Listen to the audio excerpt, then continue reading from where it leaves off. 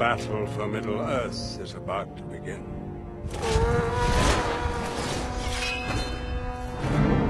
So it begins.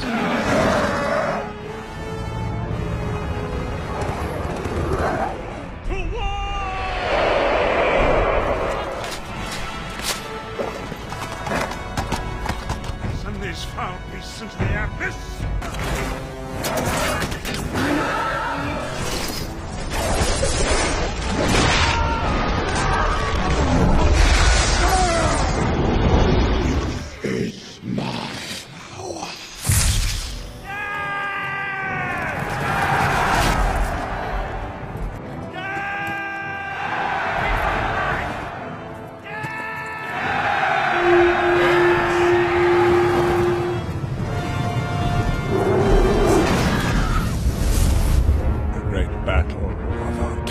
Welcome to the Zorpazorp Battle Games in Middle Earth Livestream. In this series, we cast our gaze back in time to the roots of our beloved Middle Earth strategy battle game to explore the fortnightly magazine serial Battle Games in Middle Earth. Each episode, we will delve into a single issue, poring over a treasure trove of retro gaming, following in-depth painting guides, terrain tutorials, and some crazy battle reports, all with a modern twist so you guys can enjoy them in your games at home. With each installment, we'll also focus on a release of models that accompanied the magazine, following their journey from painting bench to tabletop, and then at the end of every live stream, they'll be randomly assigned to one of our loyal Patreons to continue their days of gaming abroad, spreading the gospel of Zorpazorp. So, in the immortal words of the magazine itself, let battle commence.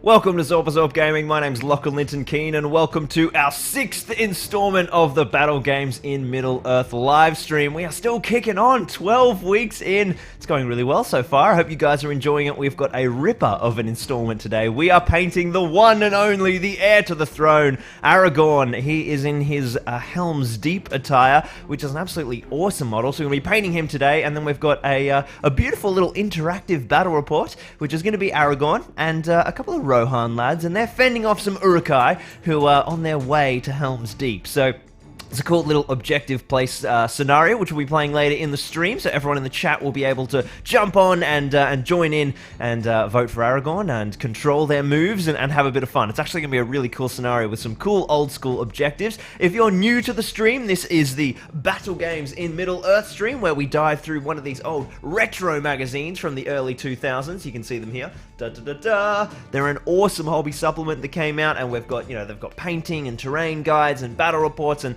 in each issue of this live stream, we dive through one particular magazine, and then whichever models that I paint up during the stream, we give away at the end of the stream to one of our worthy Patreons. So if you're keen to try and win yourself the Aragorn sculpt that we're painting today, which is this Aragorn here. See how close I can get it for you guys. Focus, focus, focus, focus. Camera, behave, stop looking at me face. Well, there you go. I'll show it to you in a sec.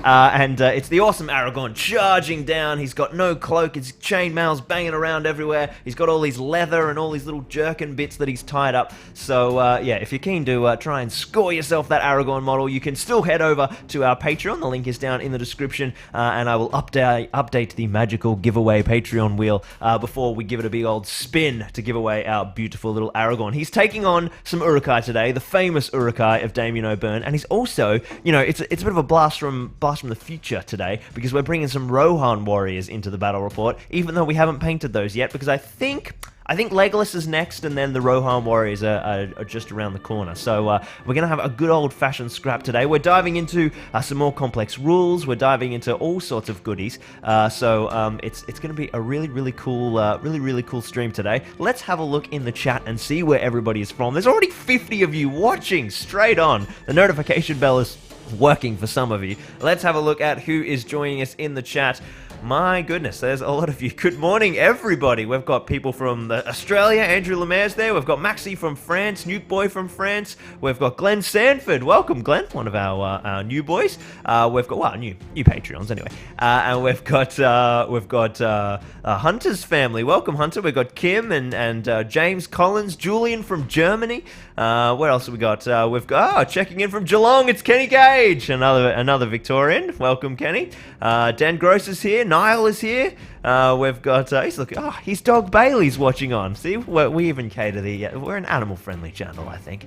Mandalore's back. Tom Armitage from Yorkshire. Welcome, my dude.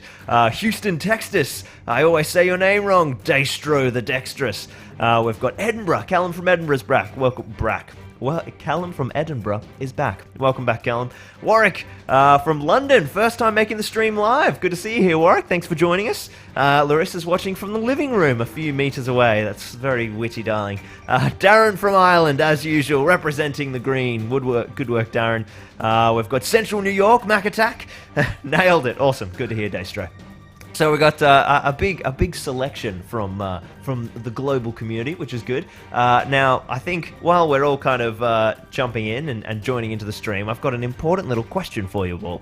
Now, we discussed this briefly on the page. In fact, I threw up a poll, and it's time to review the results. And those results, well, that poll is, what is your favorite Aragorn sculpt? We're painting Aragorn today, and it's, you know, there's a lot of Aragorns out there. I broke it down to 12 Aragorns off the top of my head. If there's any others, please let me know. We did have an incident earlier in the week where I was debating with Damien O'Byrne from the GBHL over how many Eowens there were, and there was a sneaky secret Eowyn that I forgot about. So I'm not infallible. Where's my poll? All right, so I have 12 Aragorns on my count. What we're going to do is have a look at where these have ranked on the poll on our community Facebook page, and we'll see where this guy comes in terms of favorites, and then I'll tell you my favorites. The last place Aragorn is the Mines of Moria sculpt, which is the horrible plastic sculpt. If I was like super organized, I'd have photos of all these guys to show you. You know, I'd be like switching between the photos, but you know, just not that ready for that. Then in 11th place we have the Arm on Hand box set where he's holding his sword and his dagger. I'm surprised by this. I think that's a great pose. Death of Gothmog is lower down as well. That's another great pose. I think that's more because a lot of people don't know about that pose. Then the Heroes of the West, which is him standing with his foot on his rock. I hate that pose, so I totally agree with that. Defenders of Helm's Deep, Aragorn resting on his sword. Again, not as dynamic, but I think it's still pretty cool. Aragorn Strider mounted from Warg Attack. You guys are crazy. That pose is awesome. The original Fellowship with the big arms out doing the ranger thing. Yeah, a bit of a boring pose. King Alisar foot and mounted. And then Weathertop with the flaming brand. That's a cool pose. And then to round out our top four, the Three Hunters plastic. Everyone loving the new Aragorn sculpt. And then in third place, we have the Helms Deep Aragorn, and then in second place, the Three Hunters Metal from 2005, the War of the Ring release, where he's ranger shooting. Oh, look how prepared I am. Look, I can show you that one, because it just happens to be sitting right next to me. So this is the awesome metal one where he's cloaked and hooded and got all the kind of like bags and stuff on his back. I really love that sculpt. And then in first place is the Breaking of the Fellowship sculpt, which should be here as well, but it's not. It's at my mate Evan's house because I left it there. In terms of my top three, the top three that you guys have picked as well, which is Breaking of the Fellowship, the Three Hunters Medal, and then this bad boy. And to be honest, I didn't vote for this model until last night. This sculpt is like legit awesome.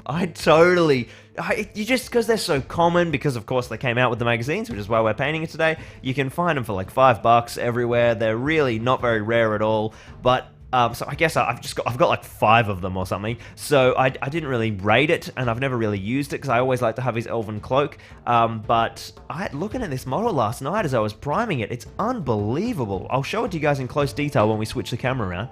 But it's so dynamic. All the cloth is like flowing, and I love it. So I'm super excited to do a really nice paint job on him today. Particularly, we're going to look at doing some really simple stuff as always, but just like a nice wet blending technique on his leather to get a lovely highlight highlight, which I was perfecting this week with my Count Dooku tutorial, which will be coming out later today. Then we'll work on some hair stuff. And we're also going to have a little bit more of a look at how they suggest to paint him, because the painting guides in our Battle Games in Middle Earth issue number 6, they're getting a little bit more sophisticated. So we'll have a look. They've got some cool suggestions. Let's jump back to the chat, and then we'll dive on in and have a look at the magazine. All right, so let's see what everyone else is voting for. We've got people from Belgium. Welcome. Penang, Andy James. Welcome, dude. Jeez, I don't think we've had anyone from Penang before. Hi from Denmark, says Bjorn. And Aaron's got an interesting question. I don't understand the hate for the Moria one. I hate that whole plastic box set with a passion. It's so rubbish.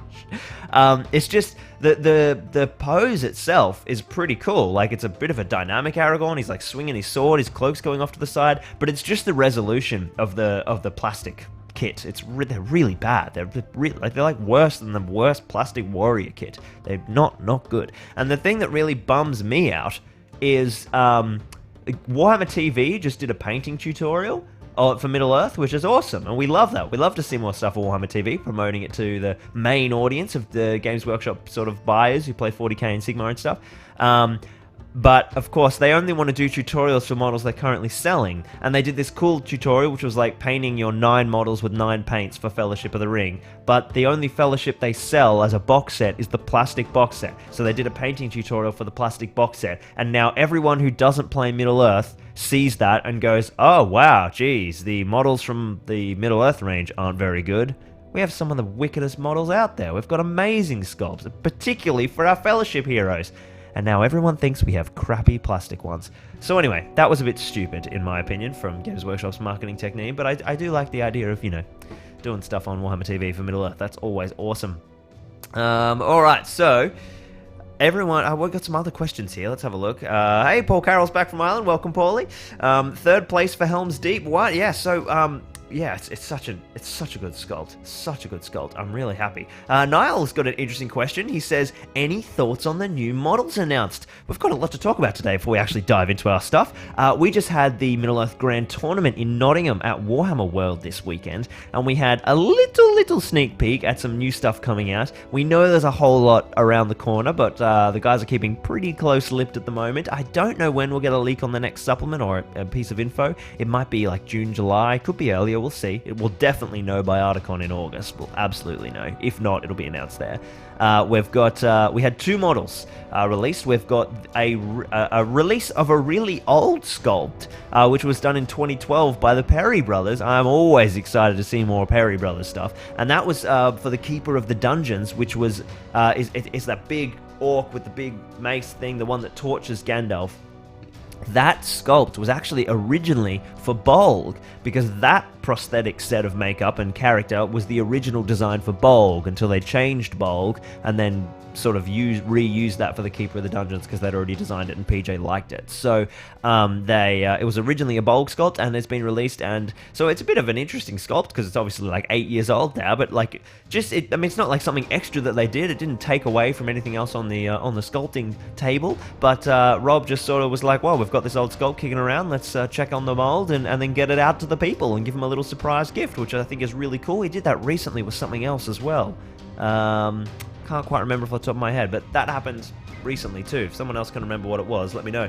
And then what else do we have? We of course had the Crabine from Dunland, which is super exciting to see. They've finally got an official model, which keeps up Games Workshop's promise of having every model that comes out, and eventually every model in existence was the original plan back under Adam Troke, to every model that has a profile to have an actual model that you can purchase. So that's really awesome to see the Crabine come out.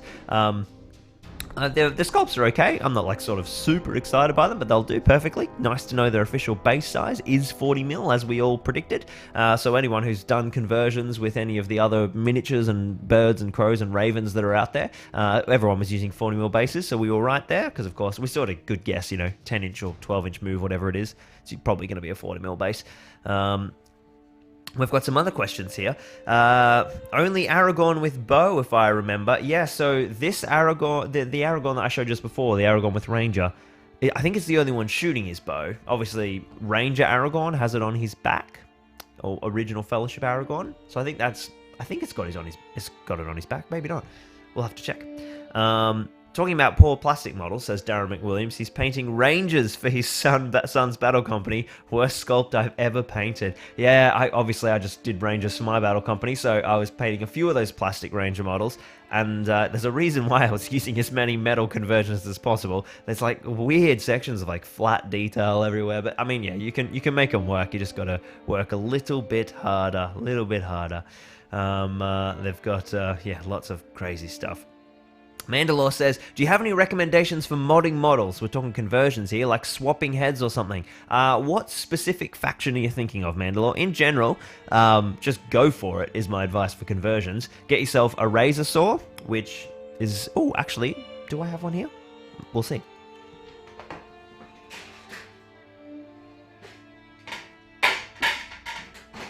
Looking. Right, I have the blade, but not the handle. So that's a razor saw. It's essentially like a mini hacksaw.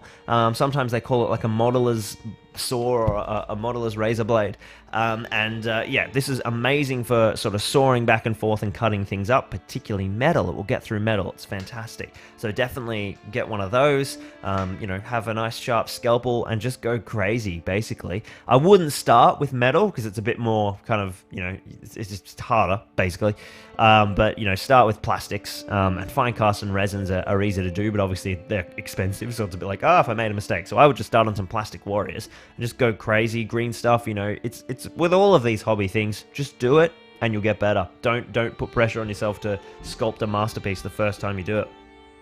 Swapping Gondor warriors onto the Axemen of Lossarnach. Okay, so this was one I could talk about specifically. So Jacques, who you guys will know from the channel, has a whole kind of Gondor army, and he's done all his Citadel Guard and stuff, and a lot of his warriors with head swaps, particularly his Osgiliath veterans, by taking the heads off Axemen of Lossarnach and putting them on Gondor warriors, and then doing the same in reverse. And I think the reason we all started doing it was because there's a guy in the UK, he might be UK, he posts on the GBHL, he might actually be German, I can't remember now. His name is Jay, and he has a YouTube channel that's called like Jay of the Many Colors, or Many Colors Painting Studio or something, and he did this amazing army showcase video. It was like a 3-minute little video or something of a commission that he might have done, or it might have been his own army, where it was a fiefdom's army where all the heads have been replaced by Gondor warriors with helmets, and it looked awesome seeing them all helmeted rather than, because I'm not a huge fan of the heads personally, so I love the idea of getting those Gondor helmets on them.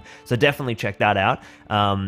Jay of Many Colors Painting Studio, if someone knows Jay or knows that, feel free to put the link in the chat.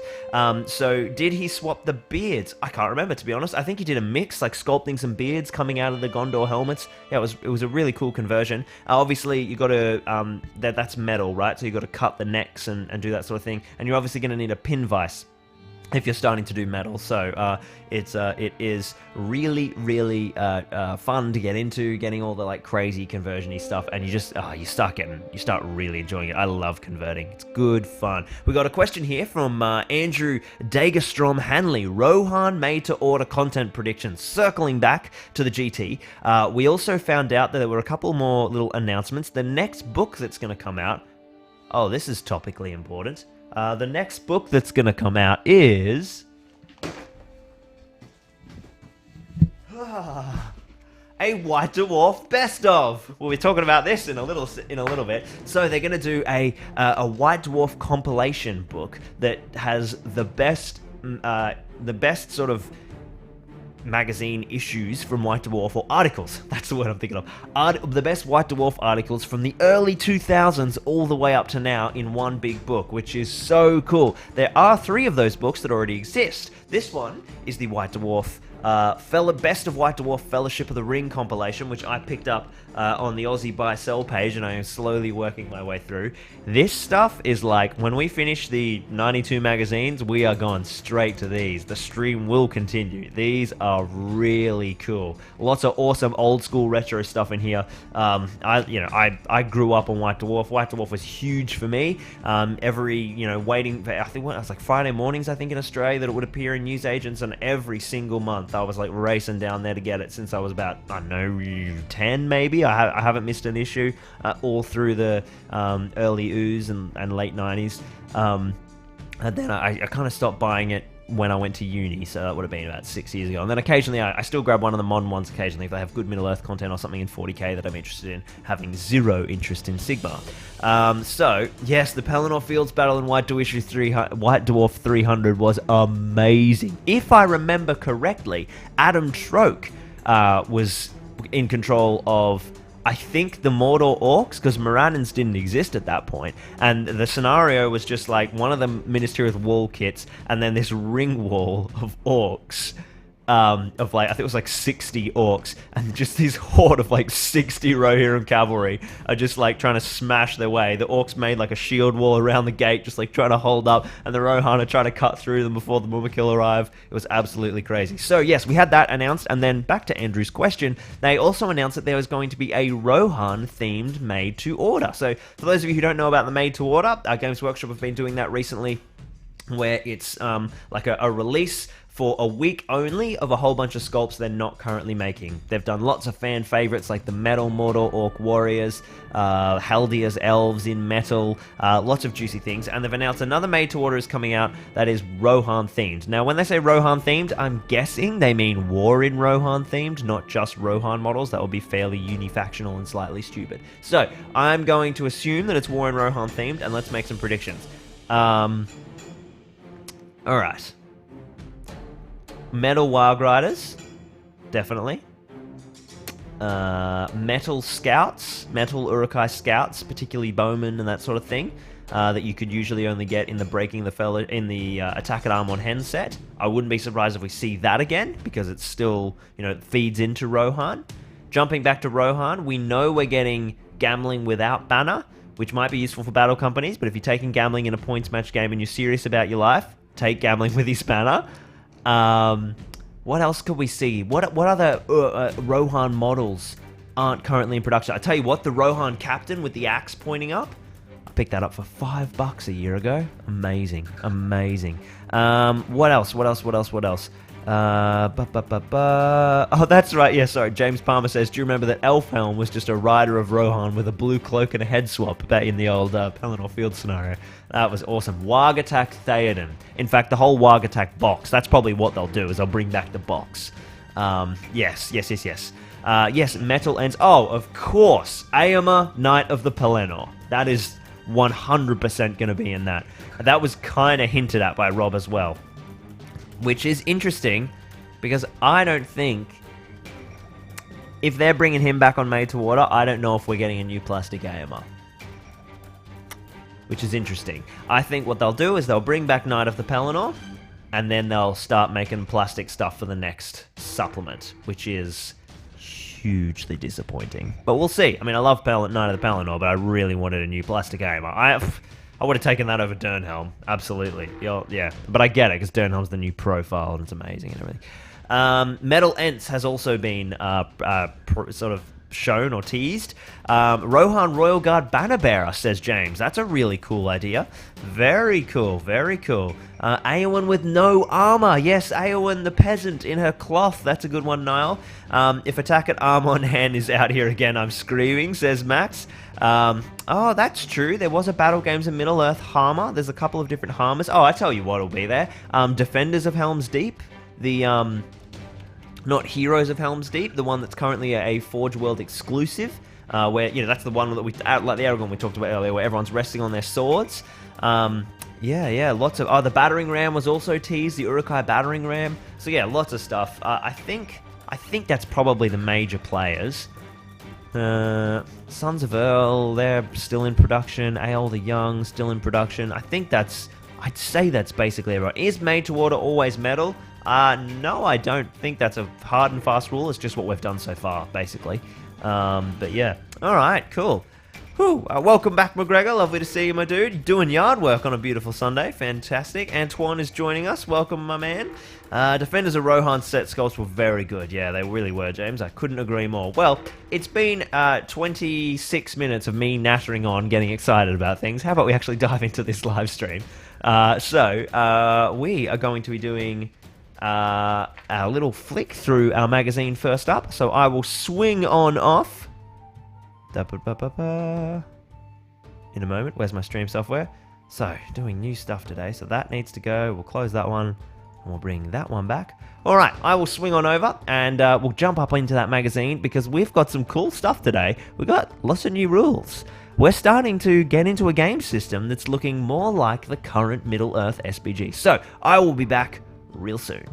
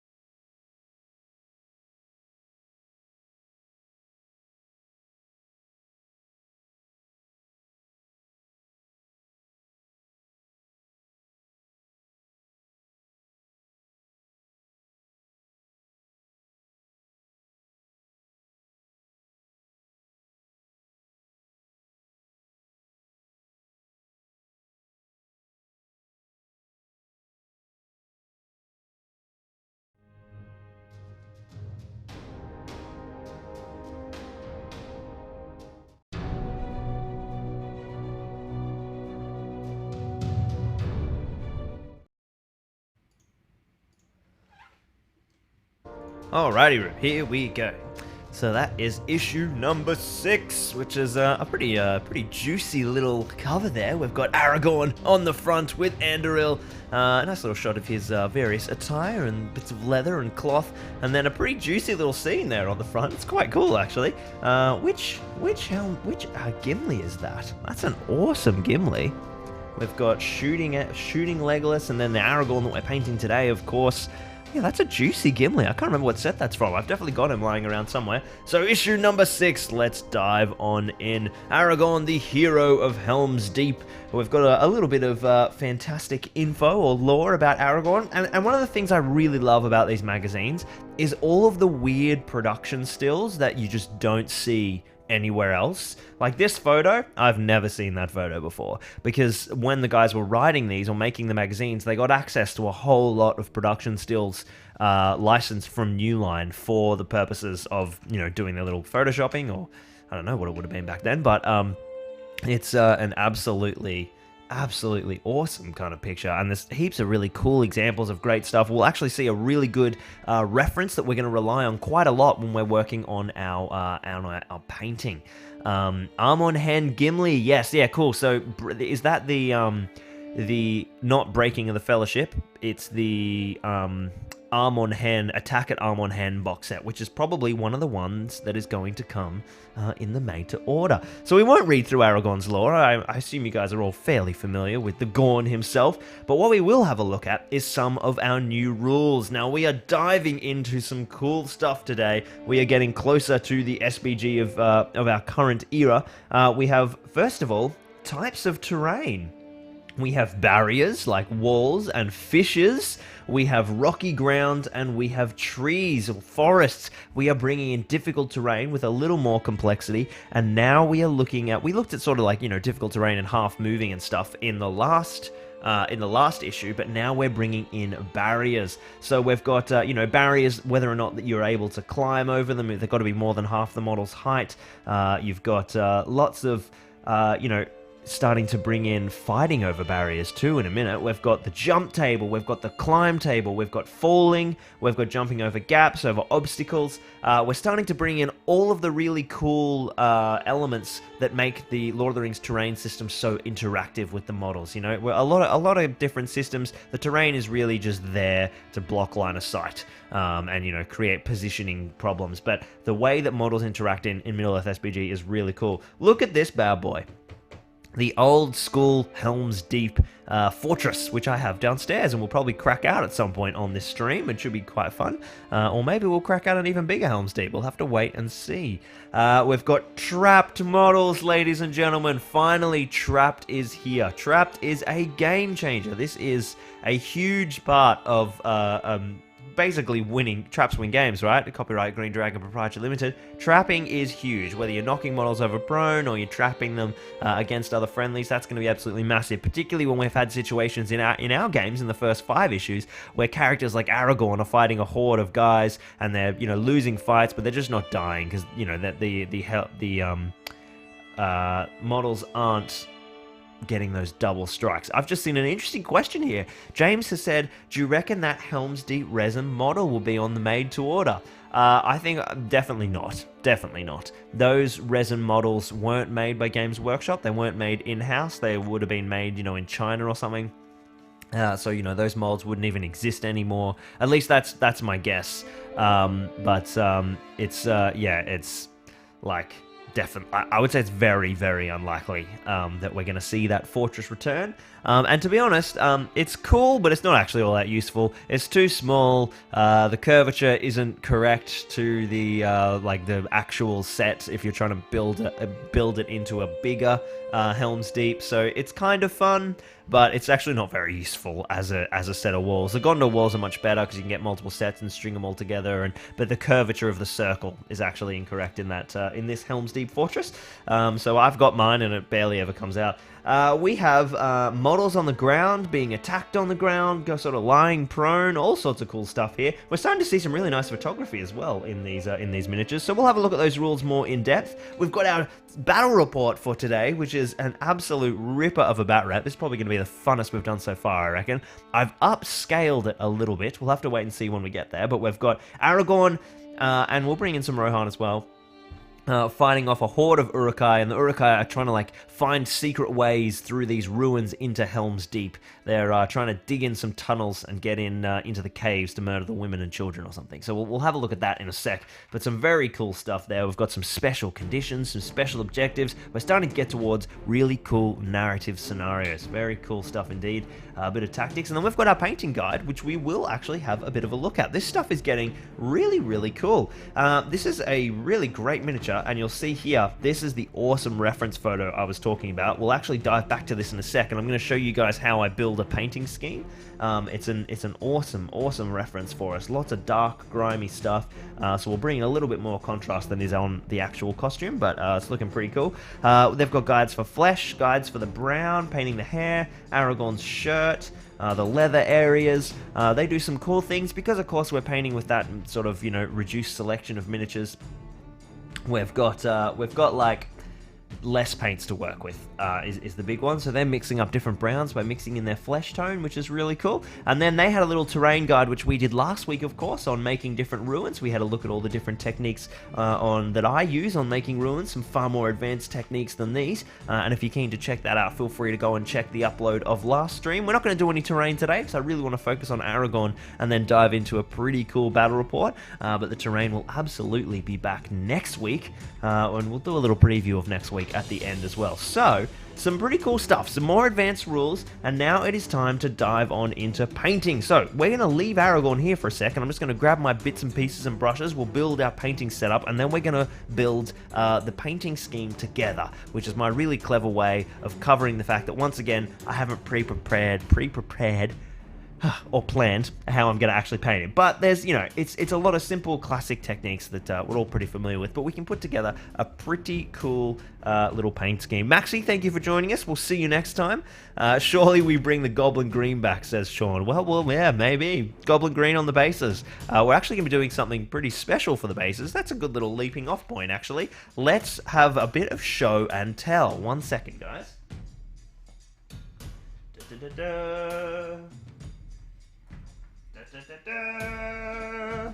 So, we are going to be basing our Aragorn. I'm not actually going to do it on camera, but this is where eventually we're going to go. We're going to be doing these are my Helm's Deep resin bases, which you can buy. They're not Helm's Deep bases. They're Mountain Stronghold bases, or Mountain Fortress, whatever I called them. I don't remember. Essentially, they're just a really nice flagstone kind of resin base, which I've sculpted up, or I got one of my sculpting companions to work on, and we've got them up on the store that you guys can buy if you're working on a Helm's Deep army. So we've got some of the cavalry ones here. Here's a couple of the infantry ones with one of our Warrior of Rohan bowmen there.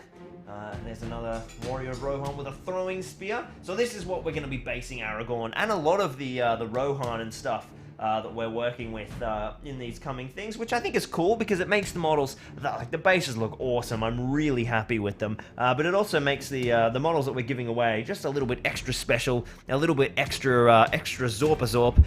So we want to make these models pretty cool for our Patreons who get to keep them in the end after the campaign's completed. So that's where we're going to go for basing. But now let's dive into planning our paint job. This is a good opportunity to have a look at our Aragorn as well. Let's switch back to live mode for Lockie so I can get my camera all happening. So, you can see here, that's fairly bright. Might turn that down for you guys just a sec. So this is our Aragorn. It's an absolutely awesome model. I've already primed this. In the Tamiya flat grey primer. I use the Tamiya primers because it's amazing on metals. It's got really good adhesion. It bonds really well. So that's why I'm always using Tamiya for my primes on metals. It's a really great way to stop chipping, and chipping on these Lord of the Rings medals and GW medals in general is a serious concern. We've got lots of cool little regions to work on here. We've got chainmail, we've got the kind of cloth tabard that he's wearing, which is all one piece. This stuff that's sort of on his chest, it's a little bit covered, but on his back you can see it flows down into these back regions here. It is all the same.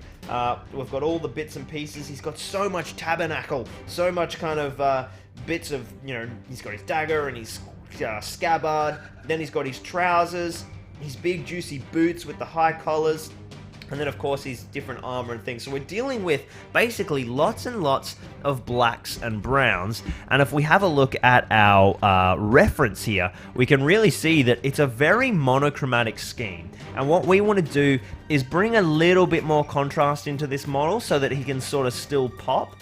This is actually a really useful photo. Let's clear off our basing references. Start to whip together all my bits and pieces. We know you know your boy Lockie is using his wet palette today, because this is an important model. This is an important Aragon, and yeah, we want it to look nice and thinly coated. So obviously skin tone, obviously hair. But what we want to do is, we've basically got like 3 main layers here on this photo. There's the little tabard thing here, which continues here. There's his trousers and his boots, and all of that basically looks the same. There's also, we can see here, a little bit of burgundy on his shirt. So he's wearing an undershirt, so he can bring in a little bit of burgundy, a little bit of red there, which is cool. Can we see much of that on the model? Let's have a look. Absolutely, we can definitely see some sleeves in here, so we can bring a little bit of red, not like a bloody red, but a bit of a burgundy, which will, yeah, interesting. Okay, ideas are forming in Lockie's mind. So what we're going to do is our big brown leather layer is going to be this big tabard here, and then we're going to make this more of a black leather on the trousers, then more of a red burgundy leather on the sleeves, and then we'll go back to that browny leather on the boots. And that way we're basically sort of breaking up our different regions by creating some subtle contrast and some subtle variation in color. So let's start building our scheme. Let's switch back to chat. Paul says the pose always reminds him of the charge into the spears after the wall has been blown. Yeah, I couldn't agree more. I think that's literally the exact frame that they would have modeled that off. We saw that with the new Aragorn, that the frame, you know, where he's leaping off the boats and charging in. So it's really cool for you know, when you get moments that are straight out of that movie magic. Glenn Corbett's posted an interesting question. On the weeks where they're the same models repeated again, as in the same sprues that have Rohan or Uruks, for example, we should have a vote on the Facebook page for a model that isn't in the books. That's a really cool question. That's really cool, Glenn. So obviously, Glenn's thinking to the future, because he's a forward-thinking gentleman, is old Glenn Corbett. And we've got, you know, there's like repetition coming up. So, you know, we might have already done Warriors of Rohan, and then in issue 40, we get another box of them. Yes, that is Grey Primer, Daystro. So maybe on those weeks, Glenn has suggested Lockie will put up a post of like a selection of models available, or take some suggestions, and I'll get you guys to vote for a whole bunch, and then I'll pick based on which ones I already have, or which ones we need to buy. Yeah, that's a really cool idea. Yeah, we're gonna keep that in. Messed Motions has joined us. He says, have I missed much? Well, you know, Lockie likes to talk, so we haven't even put paint on the model yet, so you haven't missed much at all. Just chatting about all the new things that have happened in the last 2 weeks. So, now it's time to design our leather scheme. Now, we're going to go for a classic leather scheme. I love doing leather. We're going to use Charred Brown by Vallejo, and then we're going to do some wet blending highlights with dark flesh tone, just to bring in that nice, it's still dark, brings in a beautiful little bit of, the dark flesh tone's a little bit redder.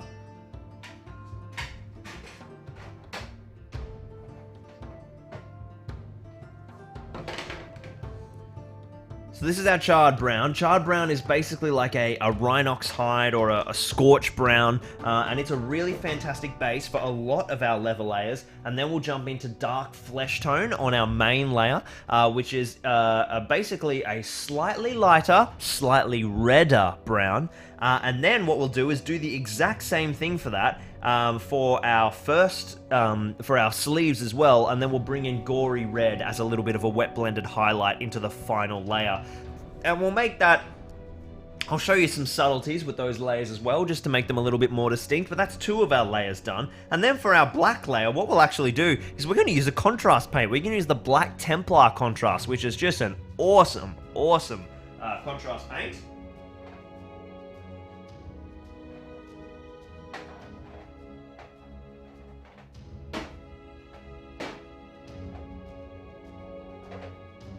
Aha, found it. Jeez, I got too many paints over there, man. So this is our Black Templar, so we'll do that. That's our black leather, our red leather, and our brown leather down. We've also got the brown hair, which is going to be very sort of similar in that scheme. We'll do a different technique in terms of application, but similar color palette using charred brown and dark flesh tone. We'll also give that a wash in Nuln Oil, which will work out quite nicely, I think. And that, I think, is enough to get us started. And then we'll dive in and we'll start having a look at the rest of the scheme. But then from there on, it's basically flesh tone, metallics, and then we've got a little bit of detail, you know, the scabbard and that sort of thing. So we'll have a look at those regions as we go. So I'm going to swing over into painting mode. Let me move this microphone over here for you guys. I'll switch back to the chat so I can see. Ah, Paul's got a great suggestion. We've got, someone's username has joined us, Lockie's Buttery Voice. Welcome, Lockie's Buttery Voice. Different battle companies, that's a cool idea. How about the same models with different color schemes, implicating the same nation but from different areas of Middle Earth? That could be a really cool idea. Maybe we'll mix it up every sort of time we have a repetition. We'll put up the votes. If people want to see Warriors of Rohan in a different scheme, we can do that. Otherwise, we can try different models. Oh, thank you, Andy. That's very slack of me. He has pointed out that the name of the stream hasn't changed. Whoopsies. So we want, what are we going to call this one? Aragorn, and Helms Deep. That'll do. Aragon and Helms Deep. Beautiful.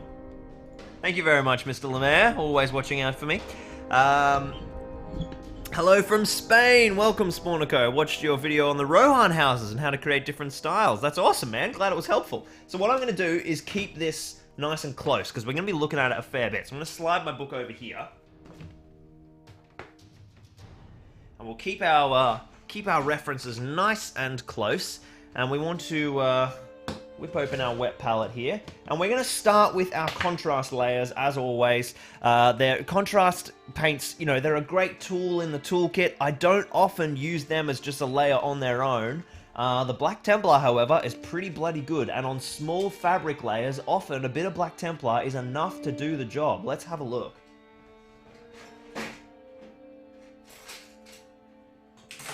There's my fine detail brush, which we'll need later, and then my main layer brush. Now, Lockie needs to remember to wear his glasses today, which is something that I repeatedly forget to do on these streams, and then at 12 o'clock when I'm having a pie, as per our routine, I get an insane migraine. So, glasses today. If you guys see me without them, get angry at me.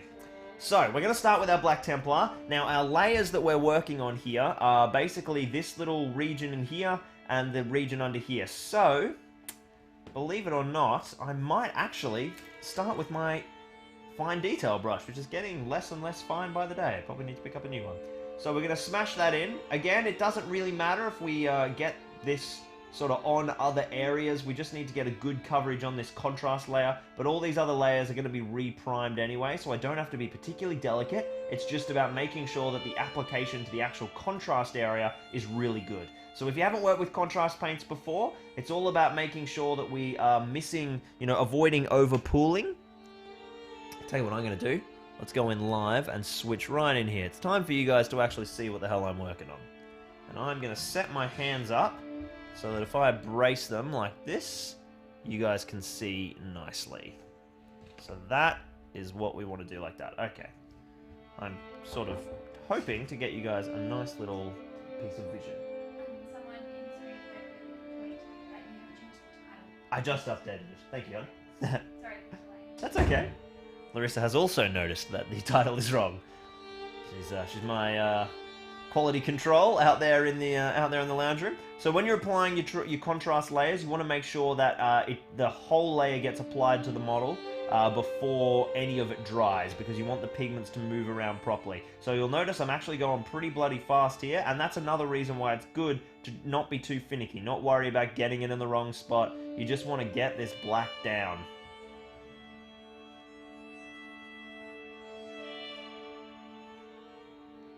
Moving it right up to the edges of all the other layers, and there's a little bit of kind of finicky stuff underneath and in and around the legs. But we can clean this all up later, because a lot of the fabric under these legs is actually most of the other colors, which again we're going to basically re-base coat, so it doesn't matter if we obscure most of that. And make sure you get in between the knees. Okay, so that is our black down, and that's literally all we're going to be using our contrast for. So we can let that dry, and as we let that dry, it's black, right? So it's going to fall away. It's not going to be a huge high point in the model. It's not going to be like a really eye-catching component, but it's got a little bit of subtle graduation there that gives us, a touch of contrast. It's not completely black. The sort of top highlights will thin out, and the recesses will stay nice and dark. So that's a good little nice point. A good little nice point. Let's a very big oof we've got. Yeah, it is such a great sculpt, isn't it, Spencer? Really, really good. Really, really good. Night, Alan. Thank you so much for joining us, my dude. We've got our black layer down. Now it's time to start with our basically our base coats, and now our wet palette is going to come in handy. We're going to be diving into our charred brown next. We want to give this a good shake, and we'll get a little bit down on the palette here, because we're going to be working with this for quite some time. Let's see if I can get this brush to behave. Absolutely time to go to the brush store. I think things are a bit worse for wear. So this brown layer is actually going to go down all over our, basically all of our leather from now on, because it's pretty much the same from here out. But we have some interesting little application techniques. We're going to be applying some nice thin layers that we're thinning out on the palette. And then we are going to be wet blending. What I'm going to do first is basically put down a layer of color, and then I'll do an extra quick layer over the top of any region that I'm going to wet blend before I do the wet blended highlight. So that way it takes the pressure off us to sort of, get the whole layer done while it's wet. So we can take our time, carefully getting the right parts of the model primed in the right color. And then we can just go back over with a really thin layer, which allows us to do our wet blends. The key is, of course, is just keeping the layers thin. You could add Lamy medium. I don't find I need to with this charred brown. It's such a nice paint that if I just thin it out on my palette, it gives me enough thin, enough sort of nice paint quality. Also, the difference between me painting on stream and me painting personally, like I might do 4 thin layers. I say that, but I never really would. But if I was pretending I knew what I was doing, I'd be like, oh yeah, 4 thin layers. But, I don't want to spend, 25 minutes painting the same layer over and over again. Just showing you guys the gist. And also, you just want to get stuff painted, really. So nice and thin. Now, there's a lot of this is your biggest layer on this model, right? Which is what I always advocate for. You want to do your workhorse layers first. So the only thing we have to be careful about for this front region is that we have to make sure that we are avoiding the black contrast, because we do not want to get any brown on that, because it's basically a nightmare to fix. We'd have to reprime the region grey and then reprime and then put down our contrast again, which would be a huge pain in the ass. I'm going to get all of this strapping as well, because if I get some brown down on it, I can pick it out later, because there's tabard underneath it. I can pick it all out later in a highlight if I need that contrast.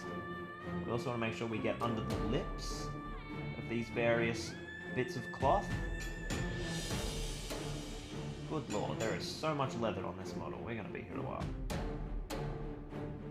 I'm going to get the scabbards and the handle of the dagger as well, and the belt. We'll come back and we'll change up these sort of straps and things. We'll give them a point of difference. God, look at the detail on this model, man. This is nuts. Look at the detail on, like, the stitching. The stitching on the different parts of the tabard. Oh, this is juicy.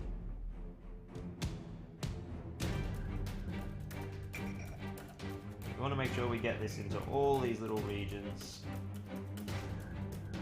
Get the brown on the handle. This is one of those models where, like, it's almost worth priming the model in brown. And then just, like, rebasing so that you can do your wet blends. So there is just so much brown. It's crazy. Again, we don't have to be too protective of the chainmail layer, because that is going to get a big old juicy coat in lead belcher as a base. So if we get some brown on it, it's not the end of the world by any means. Getting up underneath all these flaring dynamic bits of leather jerkin. Aragon's not particularly well armored here. I suppose he's got a hauberk underneath the leather jerkin, doesn't he? So he's got a little bit of protection. Definitely only D4 though. You know, I think he's actually D5. Definitely not pushing D6. No way. Alright, we get a little bit of this action. This is one of our careful regions here, up underneath the lip.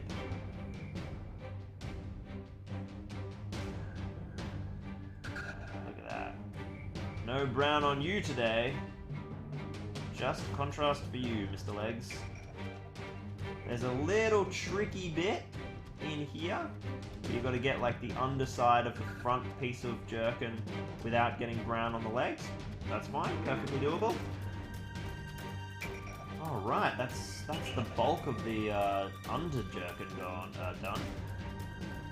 Clean up that edge there. You can see on the back here, it's nice and thin, so occasionally we can see a little bit of that grey prime coming through. And that's okay.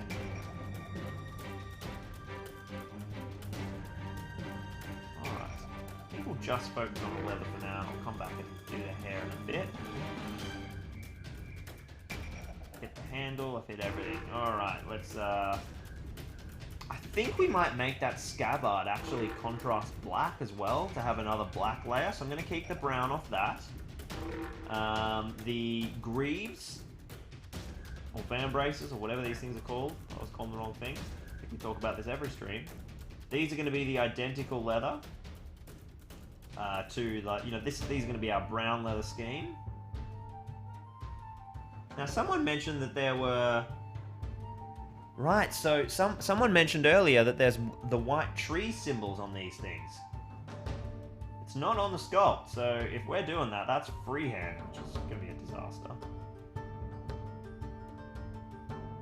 Because, of course, these would be Boromirs that Aragorn takes off his body in honor of him. So, yeah, that's going to be interesting when we come to those. Now, the only sort of dodgy part of this model, the only little region of flat detail is just underneath the arms, where there's a bunch of detail that doesn't really, you know, shouldn't... It's just a flat region of material that shouldn't exactly be there. But it's such a dynamic model, and it's, you know, on the underside you can't really see it. Alright, so that's our base coat down. Nice and easy. Just for the hauberk, I guess we should probably just base the boots as well while we're here to make it simple.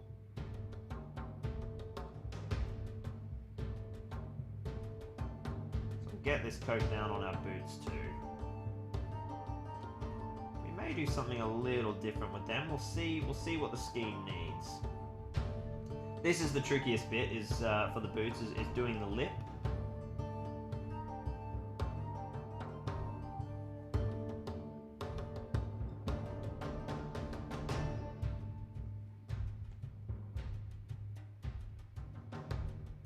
doing the lip of the sort of top of that boot region without getting any on our Black Templar sort of zone. Very nice.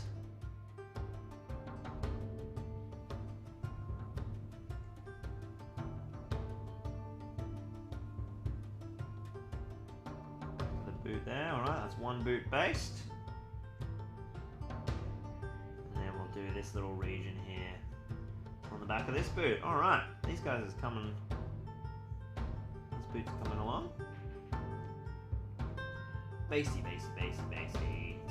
So obviously the reason I didn't do like a brown prime, like you could use a Tamiya brown primer. They used to do a, I think Citadel used to do a brown rattle can. It was like Mornfang Brown or something I think it was called.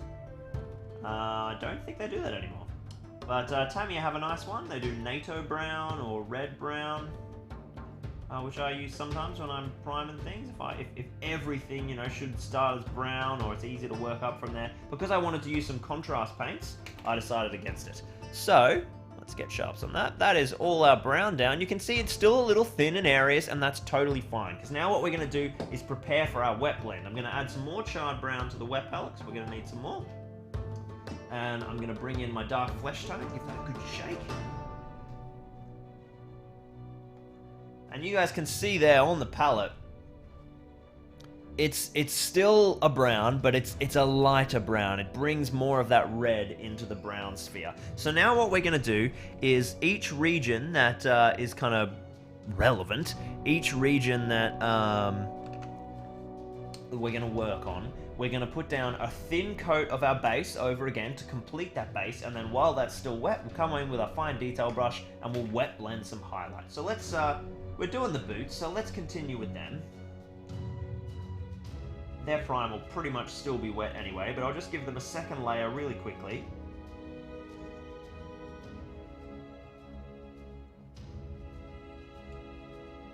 The thing that's quite nice about this sort of layer is it will look quite obvious on camera, hopefully, but it dries quite subtly.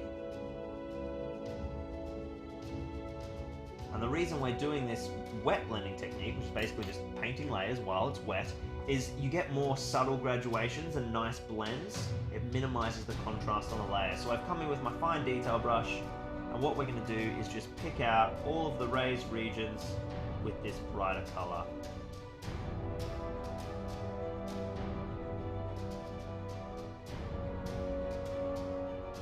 So anywhere there is a big line of fabric or leather, we're just going to accent that with this bright color.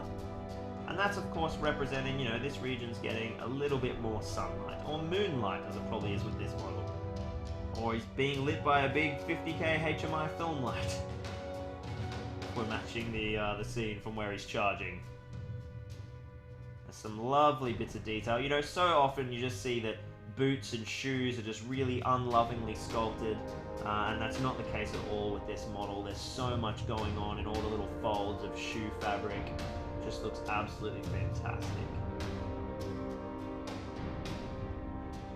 All those raised areas. So there, that is literally all we're doing. It's nice and subtle. You can see how they're just lifted up. They're a little bit brown, a little bit more contrast than the main fabric. Let's jump into a bigger area where it's going to be more obvious for you guys to see. We'll start off with this jerkin up the back here. We'll give everything another quick coat. You can see this is obviously the biggest, flattest area. So this is the area with the most problems in terms of the prime sort of showing through. But we're going to use that to our advantage. It's going to be fine. So I've just primed up, re-layered my base coat over that back section. Come in with my brush. And now this is a really good example of it. Make sure my hands are in a good spot for you guys. We come in and just pick out all these raised regions.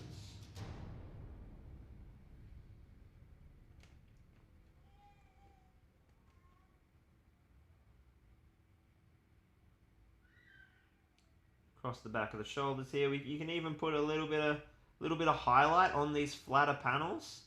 If they're you deem that that's the most raised section, that it's not a recess.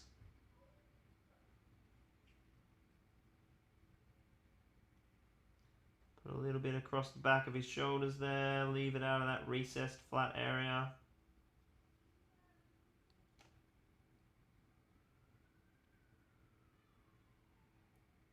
And it's so subtle. It's super subtle. But it just does enough to be like, look, this layer is not a flat piece of brown.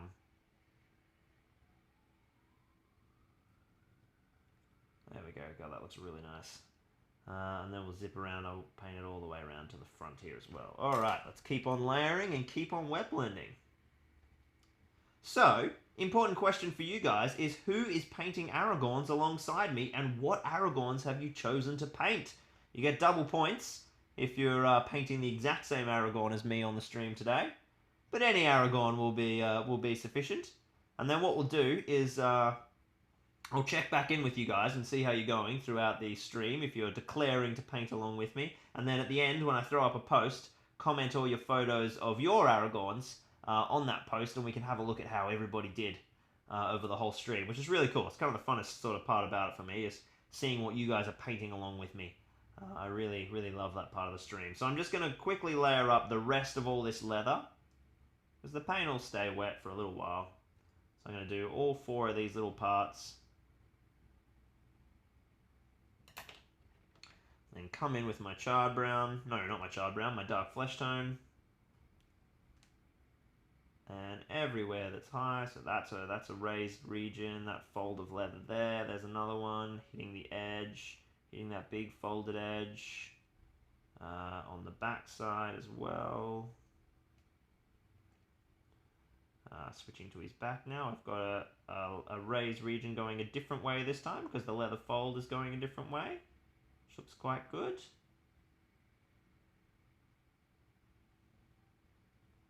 Leave that recessed detail all nice and dark brown. Ah, these back ones look fantastic.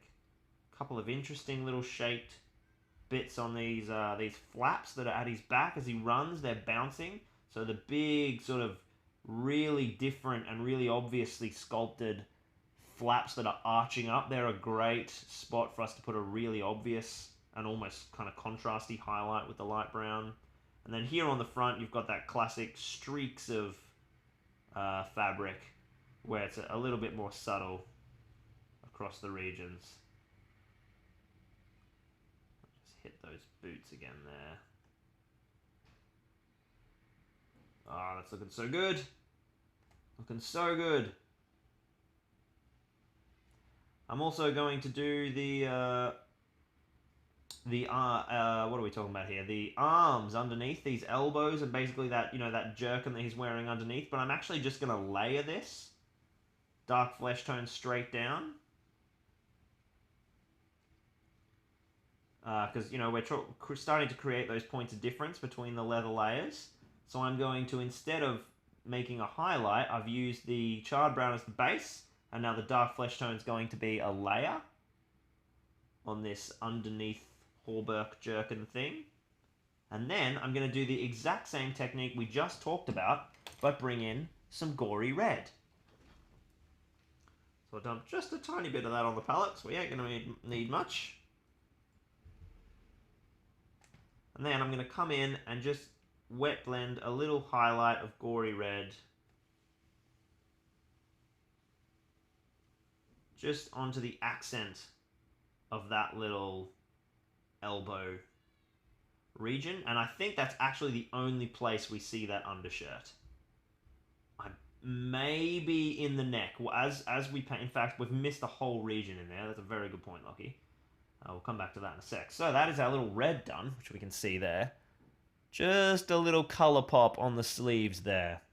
Just a little colour pop. So I just have to wipe my brush on my fingers today because we don't have any toilet paper in Australia. It's a bit of a crisis. Let's come back in with my brown real quickly, my charred brown. And here's a little region that I've missed, which is the top of his hauberk, in behind his sword. Basically, we're just seeing a collar there and then a lot of exposed neck, so we'll have to fix that up in a bit. But I've just put a bit of brown down, and then I'll pick out the collars with the charred brown. Alright, so that's basically the main layer done. We just have our little greaves to do. And I'm just going to do, so obviously this is a big flat surface. So So I'm just going to do some streaks of my brown across the flat surface. This is sort of like a midway between a layer and a highlight.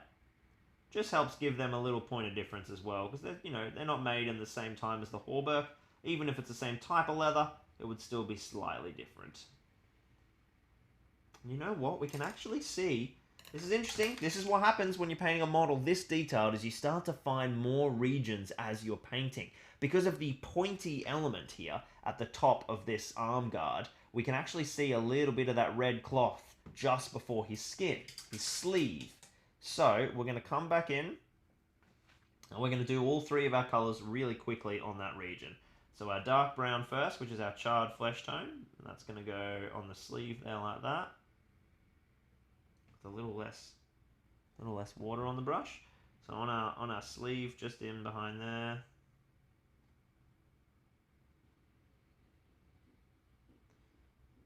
Yes, of course. This isn't chainmail, because our chainmail ends at the arms there. So we've got a little bit there as well. On this side, it's very obvious on the underside.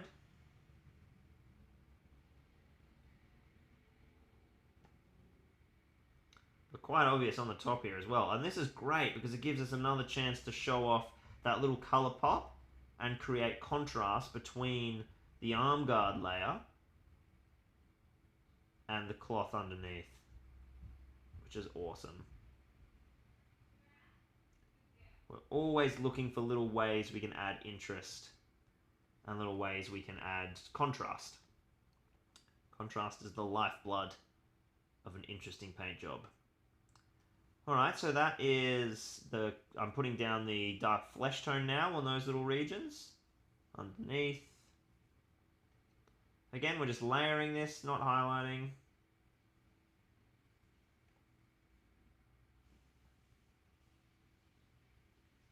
Beautiful. And then coming in with our gory red, which is already a very thin paint, so it sort of runs everywhere. Can be hard to control, you've got to be careful.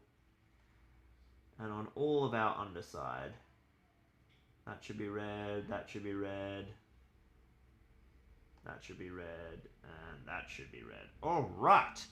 That is our leather layers looking fantastic. Very nice, very subtle. So what we're going to do is we're going to leave that there for now. We're going to have a look at how the model starts to shape up once we start building in other layers, and then work out if we need to add another third pass, like a lighter highlight, to make the leather pop even more. I'll show you there, because it's all very subtle at the moment, and it all is very one tone. It's all lots of brown. But maybe once we've picked out the straps, we've added black belts, a black scabbard, maybe that subtle brown layering is going to be enough. We'll have to wait and see as the model takes shape. So I think the next layer for us to do is going to be our metallics, right? We absolutely want to jump on that. I'm going to jump over to stream. Just jump on back and see what you guys are painting along with me. We've got... Aaron's converting Moria drummers. Cool. What are you making them out of, dude? Because they're absolutely really, really cool little models. You know, banging a big old drum. Good fun there. Callum Much, is painting a Mohor and Aragorn. Very nice. Two very cool models. Which Aragorn are you painting? Which Aragorn? Maybe he says Mohor Aragorn because he means the Aragorn that's holding two weapons, the knife and the sword, from Attack at Arm on Hand. We'll have to wait and see. Tommy Armitage is painting some Riders of Rohan, and one of the worst rated Aragorn models. Let's see how it all turns out. I'm assuming if he's painting Riders of Rohan, he's talking about Mounted Strider, which was which didn't fare well in the poll at all, which I can't understand because I absolutely love the old Mounted Strider model. It's fantastic. Kenny says, is this model quite similar to the Three Hunters version? It's similar in pose, but in the main difference is in the Three Hunters version, he's got his elven cloak. He's either got his bow out with the metal one, or he's got his sword out in a similar pose with the plastic one. The three Hunters has a cloak, and this just has a sword. This doesn't have Anduril because these are based off the books. Sorry, the movies, not the books. In the books, obviously, he takes Anduril with him from Well, I mean, he technically has the hilt of Andoril when the hobbits meet him in Bree, and then it gets reforged when they're in Rivendell. But, character arc and such for movies, that got shifted around. What fellowship models did you want to get? So we've got Pancakes asked, I want to get the 3 Hunters kits, but that means there's no use in getting the fellowship later. So yeah, there's so many sculpts, and you're always going to end up owning multiples of these heroes, and that's okay, because they're all pretty awesome. Pretty awesome. We've got Shades are down on Erkenbrand. Warwick Griggs is painting on Erkenbrand, but it's time for bed for him. Fair enough. Check back in when the 4-month-old wakes up. Good luck, my dude. Good luck. We actually had a good night last night. Hazel's got a cold, and she was a bit congested. We were worried she was going to be waking up every 5 minutes, but she was a trooper. Managed to have a good sleep, so we were all right. Good luck. Good luck, Warwick. Good sleep, my friend. Kenny's also finishing 8 of the last Goblin Town 25 for Battle Companies. Yeah, brilliant. And then off Lothlorien and Dark Denizens. Bit of a haul lined up there. Mandalor's painting Fiefdoms, Footmen, Axemen, Clansmen, Men-at-Arms, Pikemen. Yeah, cool. I'm actually going to have some Fiefdoms on the table fairly soon in a pretty cool little collab/challenge video, which is going to be coming out, I don't know when it'll come out, probably mid-April, or end of April maybe, which should be pretty cool. Should be nice to get back to Fiefdoms, which are like my first love. Absolutely love me some Fiefdoms. Thanks for watching, Callum. Have a good sleep, my man. Dan's painting some Noldorin Exiles. Oh, out of Rohan Warriors, Elves, and Mordor Orcs. Very cool. Very cool. Doing a bit of the old conversion to make up some Noldorin. Those of you not familiar with Noldorin, they're the, and correct me if I'm wrong, Dan, they're the Wood Elves that can be upgraded, like 1 point per model or whatever. I think it might be 1, maybe 2. And then they get particular bonuses when they're in an army with Gildor. So it's all about those really stealthy Wood Elves. If I remember correctly, they have Elven Cloaks and Throwing Daggers, I think, or something similar to that effect. Very, very cool indeed. All right, so that layer will be down. Let's jump into Leadbelcher, and I'm going to bust out some of my metallics, and we'll do the old sword. I imagine Gildor's going to come back. He'll be on a Maid to Order. Maybe not the next one because it's Rohan themed, but just in general, Mildom. Yeah, it's awesome. All right, we're going to need our classic Leadbelcher. We've got Null Oil up there.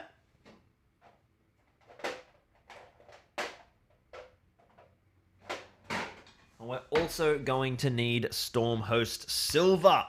So we're gonna do a little combination metal scheme here. Basically, we've got the sword, which is going to be a lot brighter and a lot more interesting. And we want the sword to pop, right? That's what you want to you really want to do is make sure you've got these sort of bright accents on your model popping, and the sword is going to be a big one for us because obviously it's Aragorn, but we don't also want the chainmail to be like popping just as brightly as the sword because there's it's a bit too much going on then, but it is a great sort of point of contrast for the brown leather. So we'll use a slightly lighter scheme with our Stormhost Silver with the sword, and then we'll dull it all down a little bit when we get to our beautiful little chainmail.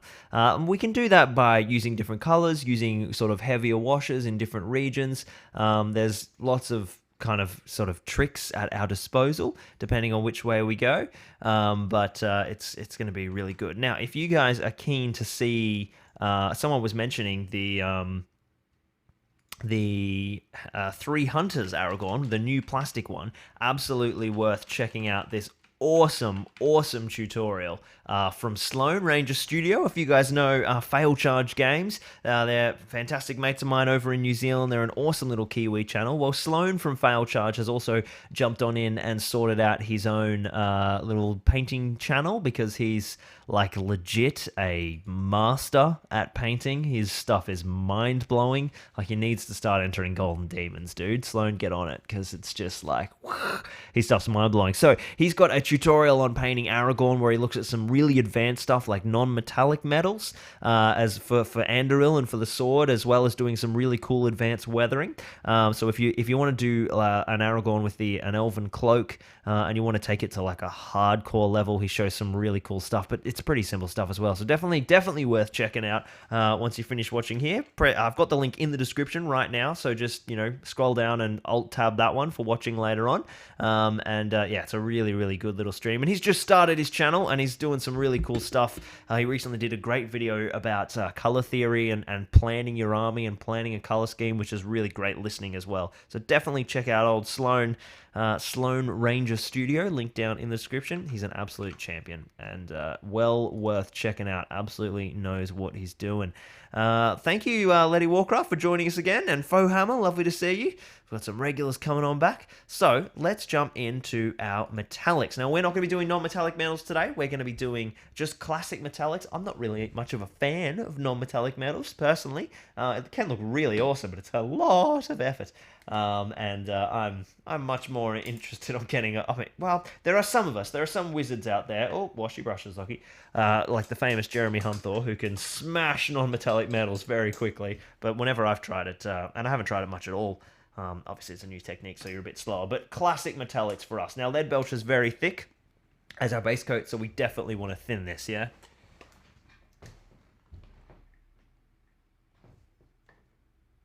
There we go. Nice and thinned out on the palette. Doesn't have to be, crazy.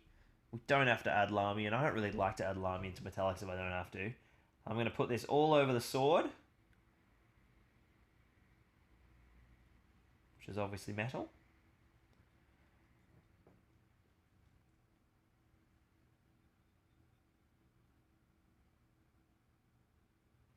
Boom, look at that. It's so fun once you start getting a couple of colors onto models, it just starts absolutely coming to life. And then we want to get silver all over this chainmail, and we absolutely don't want to get it on our brown, which we have, of course, potentially finished, depending on how hardcore we need to take the leather highlights. But we need to get snug up in against the leather. We do have our null oil, which is going to help us out in doing that later on. Make sure you get the sort of front section as well, close underneath the arms. There's a fair bit of metal detail on this, like buckles and that sort of thing. I'm not going to bother with them just yet. We'll come back and hit all those regions, all those little finicky details like buckles and straps and stuff once we've done the actual strap coloring. I just want to do the main layer here of the chainmail and stuff so that I can get that washed down and get that drying while we work on some other layers.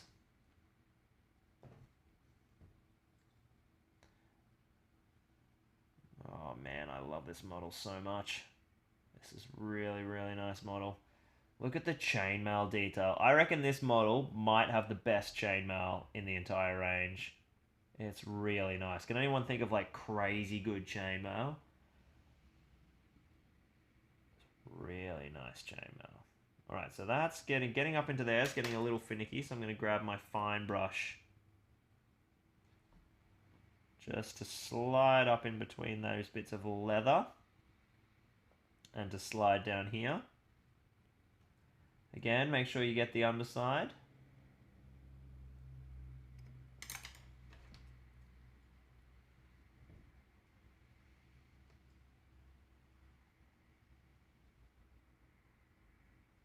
How am I going for keeping this on camera in focus, guys? Let me know, because sometimes I've got it in live view so I can make sure I'm behaving, but sometimes I get all like, oh, gotta get that, and I stop paying attention. Right, so that, I think, is all the chainmail we can see. Funnily enough, we can't see any chainmail under his neck, just in here. We've got the little bit of chainmail there, which needs a little bit more silver on the underside.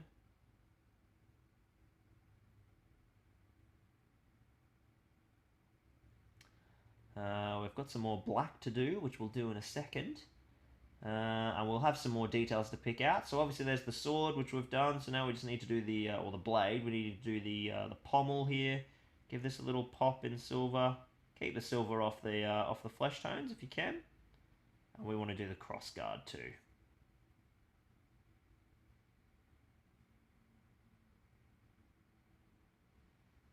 Oh, there we go. See, just then I'm getting all excited about the crossguard and you guys can't see.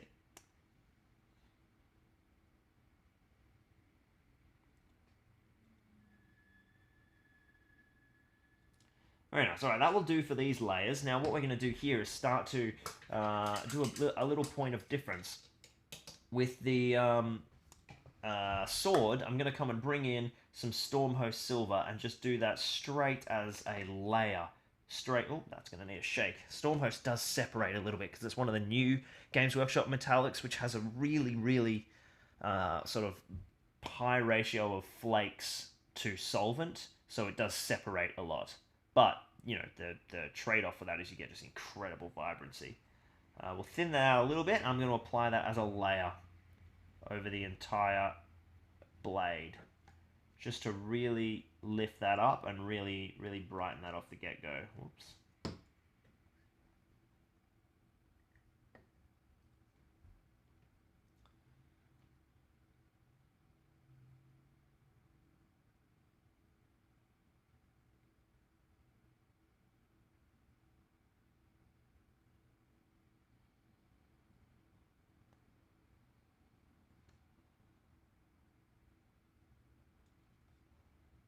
Alrighty, so there we go. You can already see that that is a much brighter silver. I'm going to hit the pommel and the crossguard as well. I might just do a tiny little highlight with the mithril silver. Basically any sort of at the top of the curve. Just going to do a couple of streaks of mithril silver across the chainmail, as if the sun's coming down from the top. Just to create a little bit of subtle graduation on the silver. Just the center of that exposed bit at the bottom. And that way we've got a little bit. So we'll wait for that silver to dry, and then we'll come in and start doing our wash. There's a couple of things we can do while we wait for that. I did notice a couple of little regions of Black Templar that I missed. We'll grab ourselves our Black Templar. Always give the contrast a really good shake. Because they separate like crazy. I'm going to hit the whole scabbard. Because I am now sold on this idea of having the scabbard black.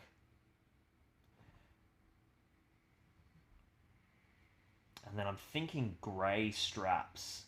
Oh, hello. Just found a bit of chainmail that I missed. God, isn't that the way?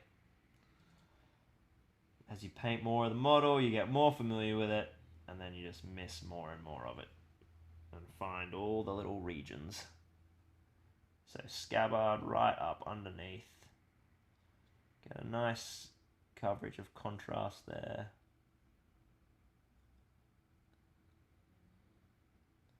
Yes, yeah, I'm definitely liking that choice. That's going to be awesome, particularly with some extra black straps with little grey highlights. It's all coming together in me mind.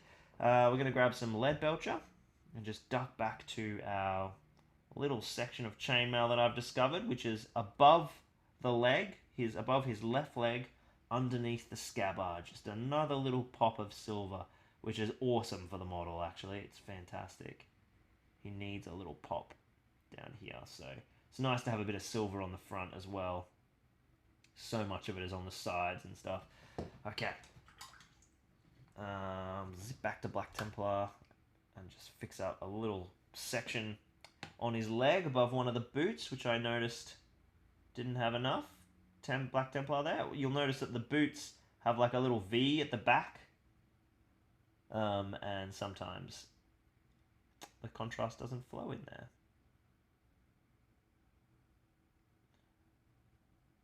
Beauty. Okay, all coming together. Any other little regions that I've missed? And that's on a belt, so that's not a big deal. Alright, silver's looking good. Silver's looking ready for the wash. We might do the hair first, because we'll wash that together, and then that's all our Nuln oil done. So, let's jump into base coating our hair. We're going to zip on back to charred brown again, which is, of course, our ever faithful. Might just get my blotting paper, 1 second.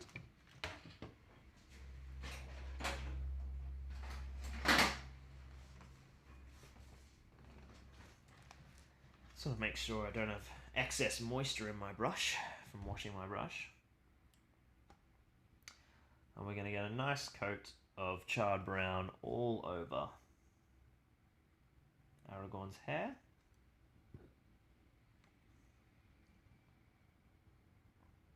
We want to keep it off the face.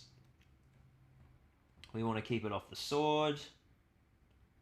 And we absolutely want to keep it off the leather, which is, you know, basically finished at this point, but potentially. It's got layer work on it, so we don't want to have to redo that layer work. He's got a lovely strand of hair coming down over his face. He's got a beautiful fringe.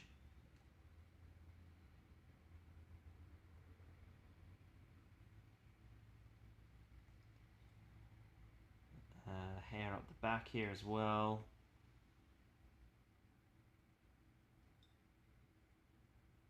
Oh man, this hair is so detailed and dynamic. Dude, this might be leaping up the queue in my favorite Aragorn list. Hey, this is a very cool sculpt. I wonder if this is gonna move up into second place after painting this. I really like the Ranger, the metal 300s. It's a very cool sculpt. There's something like, you know, oh, everyone's got this model. That has always made me sort of not really like it, because it's very common. You see it all the time. But by God, it's awesome. So I want to get all of this hairline that's right up underneath and going down the left side of his face. Sorry if you guys couldn't see that for a second. This is a tricky bit.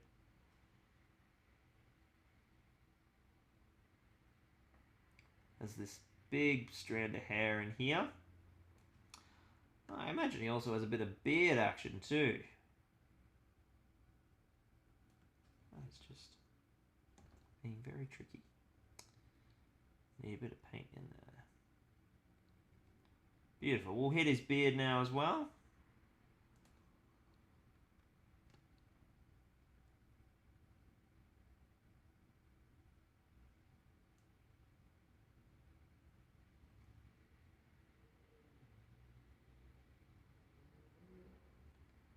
So much hair back there, Aragorn. Alright. Little bit more hair at the base here next to the sword.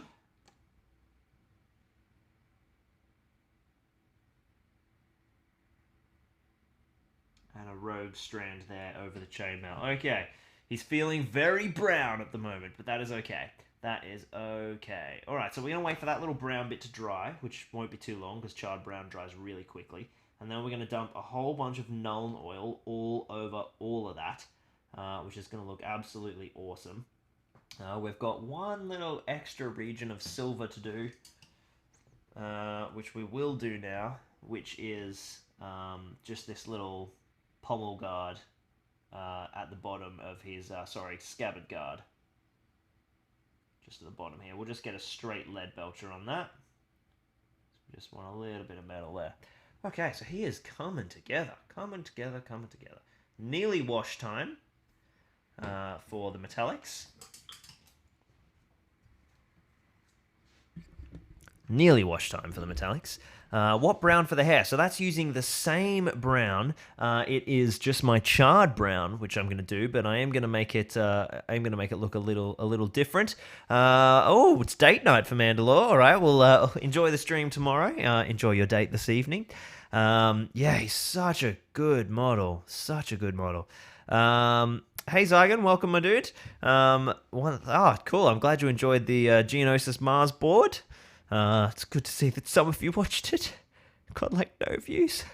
It's gonna be really cool to play on that for Star Wars Legion, and for we're gonna use it in some Middle Earth stuff too for Mordor. It's gonna be really cool. Or more of like a Khand probably. Truck some trees and an oasis and stuff in there. Could look quite cool for like the deserts of Khand or up near Rune. Oh yeah, very cool. Niall says I'm colorblind, so some of my models may look funky when I paint them. Very cool. An interesting challenge that, spoiler, I also am a little colorblind. So there you go. You're not the only one, Niall. I can't remember. Mine's like super subtle, and I've never found it affect my miniature painting. Actually, no, that's not true. There was one time when I was a teenager where I developed a Space Marine chapter called the Stormhawks, and their color scheme was meant to be like purple and turquoise and silver, and I painted up like the whole chapter, and then my mates were like, "Dude, that's blue," and I was like, "No, it's not. It's just really dark purple." And to this day, they swear that my Stormhawks are blue, and I still think they're purple. So occasionally, in very weird, specific, like, you know, Paytone color codes, I have a little bit of problem with them, but it's very, very subtle for me, which is lucky. So we've got some other cool stuff happening. Glenn likes the Rivendell Captain chainmail. Yeah, cool. And the chainmail on the Shagrot War Leader. Well, some good contenders for best chainmail there. The Metal Galadrim was so nice to the Dragon Scale style mail they used on the plastic Galadrim. Couldn't agree more. I really like the Metal Galadrim stuff. Glorfindel as well. Yeah, for sure. Should be painting him very, very soon. We'll see how we go. Thanks, dude. Thanks, Chrissy. I'm glad you liked the Geonosian board. That's very cool. Yes, Zygon, Stormhawks are actually a successor chapter. They weren't when I invented them many years ago. They have since been created as a successor chapter, I've been informed. I invented them from there was like a White Dwarf article that came out in like 2000 probably 2 or 3, and it was like, you know, design your own chapter, and it had like all these colors, a color chart, and had all these names, and you would like mix like, you know, colors from one table and colors from another table to get the primary and secondary colors, and then you would mix different like verbs and adjectives to get the name of the different that influence, says Zygon. Yes, I clearly created Stormhawks, and my YouTube channel wasn't doing much at that time, unfortunately. Although, little secret for you guys, there is content on this channel from the early 2000s, or maybe not the early 2000s, because YouTube was 05, like 2008. I'm pretty sure there's content on this channel. However, those videos have been permanently put on private, and you will never find them. It's some pretty hilarious stuff I did when I was, sort of 17, 18. But yeah, the absolutely really cool way to build your own chapter back in the early 2000s. And that's how I came up with the Stormhawks, because I just mixed up the adjectives or the nouns, the various nouns, storm and then hawks, put them together, and I was like, oh yeah, cool. And then made the skin. I was like, storm, okay, I'll do lightning and purple. So all the, like, you know, thunderbolts and stuff were all my signals and things. And now Zygon tells me they're a red and white successor of Ravengard. Well, that's just not cool. They stole my idea. Curse Games Workshop. Yes, more Battle Companies KS. In fact, exciting news. We are filming the finale to Season 1 Battle Companies this coming Sunday, so I should have it up pretty much this time next week. And then we will be launching Season 2. Now, I've already gone on and on about Season 2 in the last stream. It's going to be very, very cool. I cannot wait. I cannot wait to get into Season 2. It's going to be so good. James says we should make the vids available to the Patreons.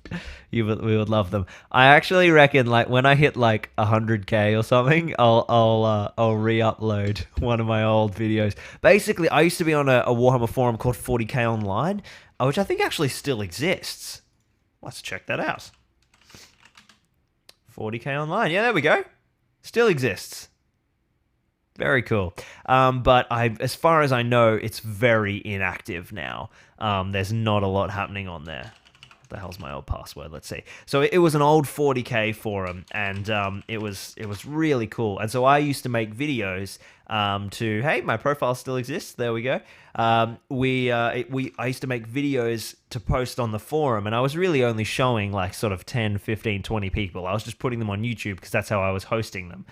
So I did like a couple of 40k urban terrain videos, and there's like a sewer tutorial, and I made this huge sewer board where you could play in the sewers of a city, and the board was like spanned over like 2 table tennis tables. It was my first like massive build. The board has since gone in the bin, which I sort of slightly regret, but it was also terrible.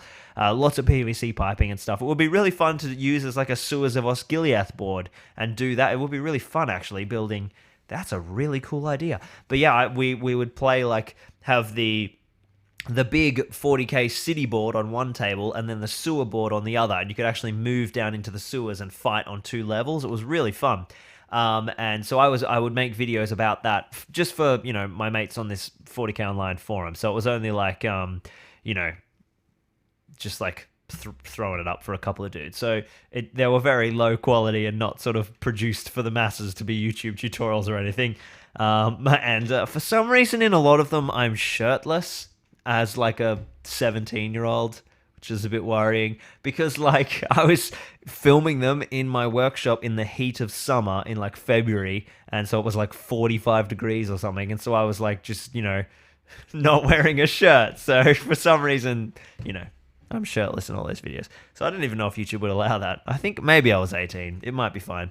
But anyway, so yes, good fun. Maybe at 100k those videos will come out. We'll have to wait and see. Any thoughts about compiling all the custom rules you've used for your battle companies? Yeah, absolutely. I've always wanted to do like a Zorpazorp supplement that I just upload,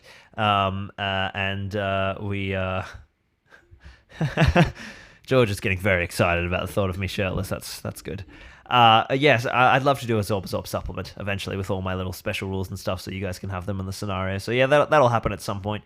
We'll have some more stuff coming out very soon. So in that vein, so yeah, potentially for scenario 2, for season 2, we'll do like a book. We'll see. Not like physical, not like selling, just like uploaded for free in a PDF. All right, let's jump into our next layer, which is going to be Null Oil. We're going to smash that. We're going to put that straight on the hair and then all the silver. Oh, man. As it really dries... I'm just going to switch back to live. 1 sec. As it really dries, you can start to see the subtle highlights of the leather. So that's going to look really cool, I think. I don't think we're going to need to touch it. So let's shake the crap out of Null Oil. We're using Null Oil neat, not a glaze. We want to get that on the hair, for starters, to give all the recessed hair a little bit of detail.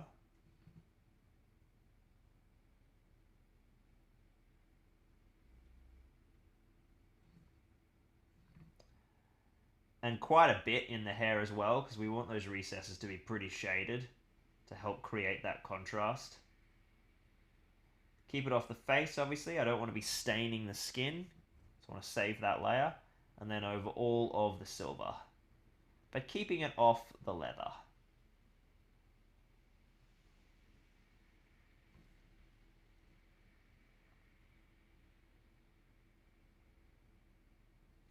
So how's the toilet paper situation around the world? Have people gone mad where you live as well and bought up all the toilet paper? Very bizarre situation happening here in Australia. No toilet paper, not much rice. Mental, absolutely mental.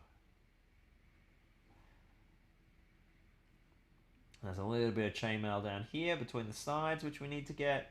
And then, of course, we got that secret bit of chainmail that surprised us down here. We'll get that. I'm going to hit the Null Oil on this little silver detail. And then, of course, the sword is going to get some Null Oil, which is, you know, just absolutely brings the sword to life. You can see all of a sudden the fuller has shade and detail, and the sword just goes pop. Oh, hello, I'm here, I'm awesome.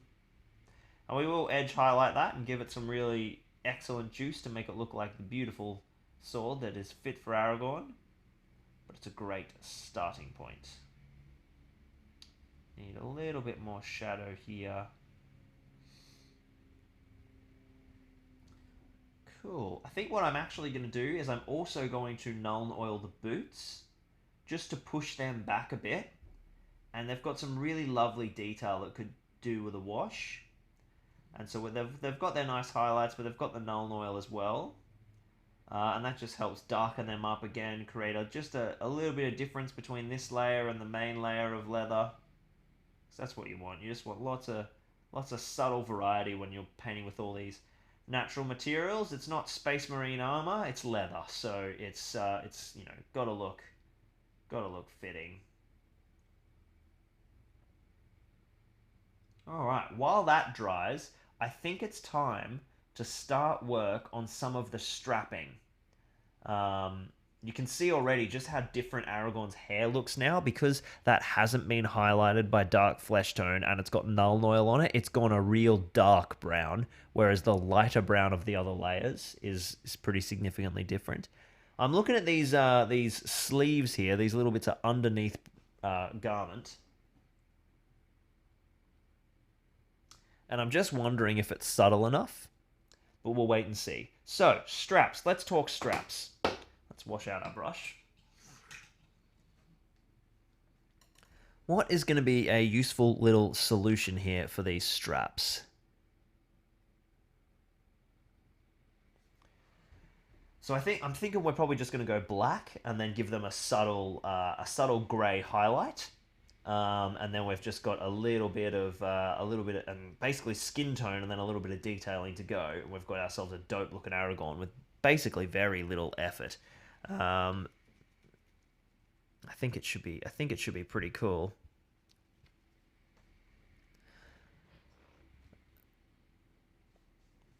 Tom says he seconds the battle company motion. Zygon says there's a... Oh. Oopsie daisies. I'll switch this over. One sec, guys.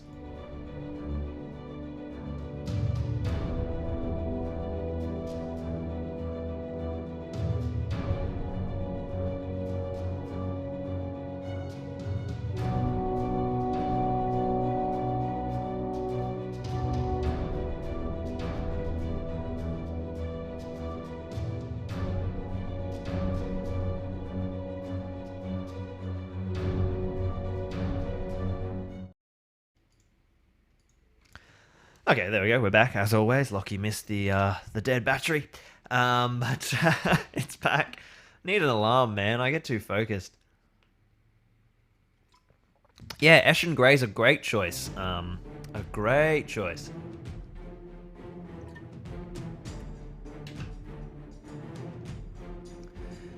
Yeah, the toilet paper situation has been absolutely nuts. Absolutely nuts. Okay, so let's go. I'm going to grab some Abaddon Black, and then I'm going to grab a grey to do a highlight. Now, Eshin Grey would work pretty well. I think I'm going to use... I think I might use Storm Vermin Fur, which is just a little darker than Eshin Grey and a little more green. We'll see how that looks against the palette. 1 second, we'll grab those.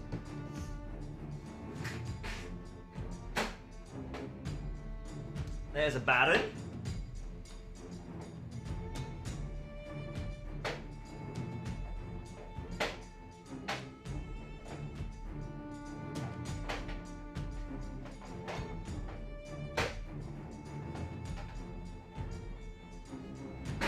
And Storm Vermin Fur. So, heavy blue-grey is sort of my go-to.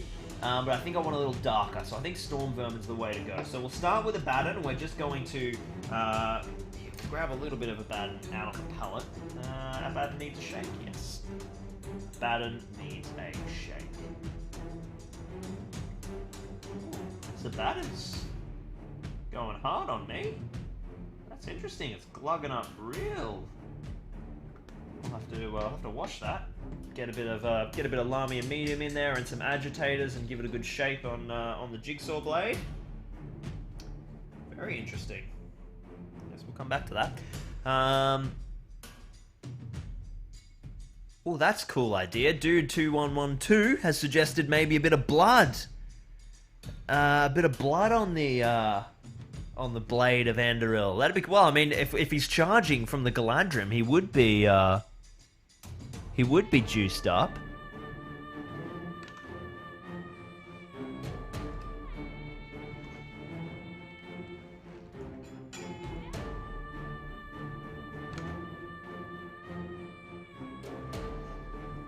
Alright, just had a little visual glitch there. We'll see if that fixes itself live for you guys.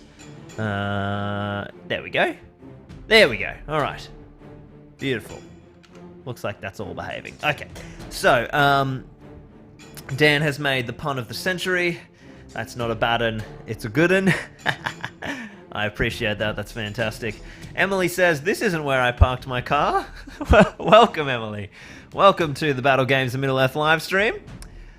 Here we are painting up Aragorn from the Lord of the Rings. He is charging down some Urukai at the Battle of Helm's Deep. So feel free to hang around and enjoy. Welcome, Sons of Gondor. Just got the kids down. Team at Tiberius, welcome, my dude. We've got... Hello, Andreas. Is that the wife's YouTube account? Well, then you may know all about painting up the Aragorn charging Helm's Deep. Let's jump into a bad and black. So we're gonna grab in and we're gonna start smashing. Oh, I've already got that on the palette, so I'm way ahead of myself.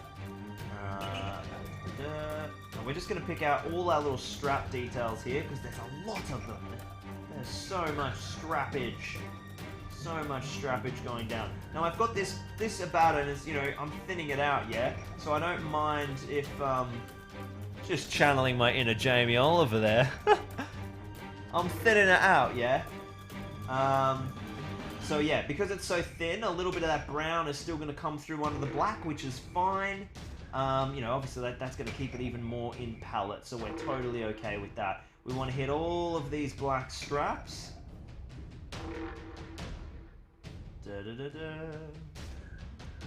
This belt strap sort of continues all the way around the front, and then there's just more and more of these little kind of straps holding on the scabbard. Is that a tiny delicate strap there? No, I don't think so. So it's just, it's this main strap here that's holding the scabbard, and that one there.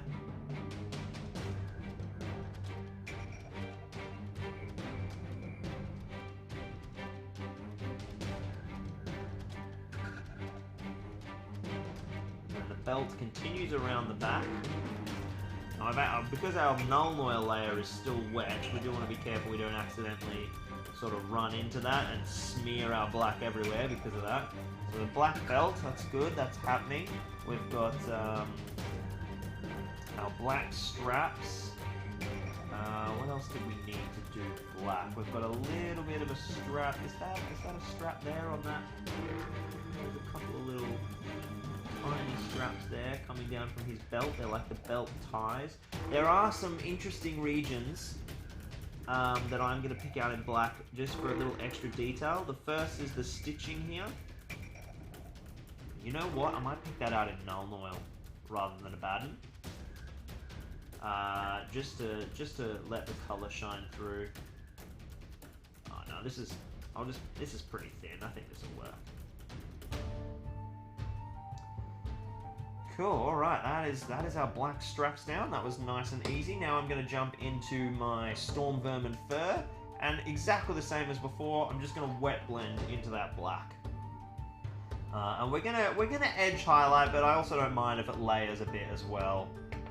We just don't want it to be sort of really jarring, which is why, you know, the whole purpose of the wet blend, yeah? So we're coming in and dry brushing, highlighting in on all of those little regions of the straps, just giving them that little pop, which is going to give them that nice highlight, which creates contrast, creates some nice tonal sort of graduation.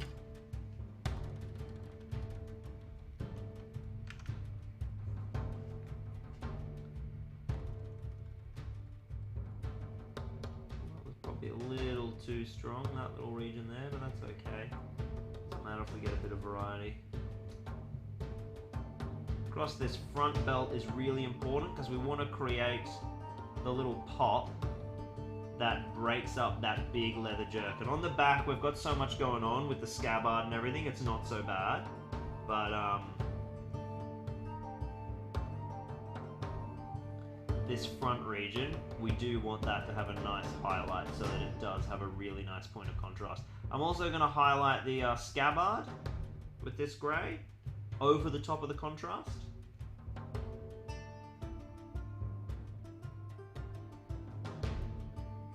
Just doing some small streaky brush strokes down the grey, leaving the contrast in a lot of those regions. Remembering to pick out all the straps on that contrast region, and then of course we'll be able to come back and do some silver buckle work.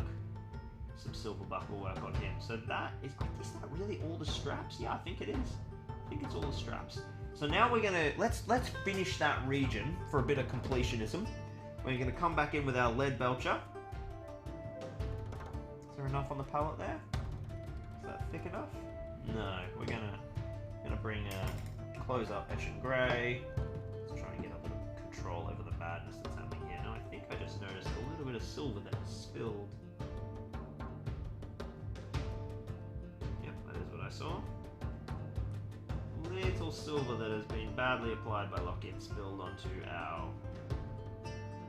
lovely arm there.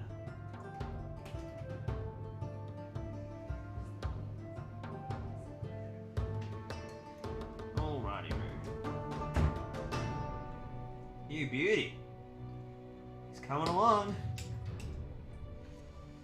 Okay, so that's our strapping done. We want to give a little bit more silver detailing. That's what we were doing. So let's grab our lead belcher. I'm going to chuck a little bit more down.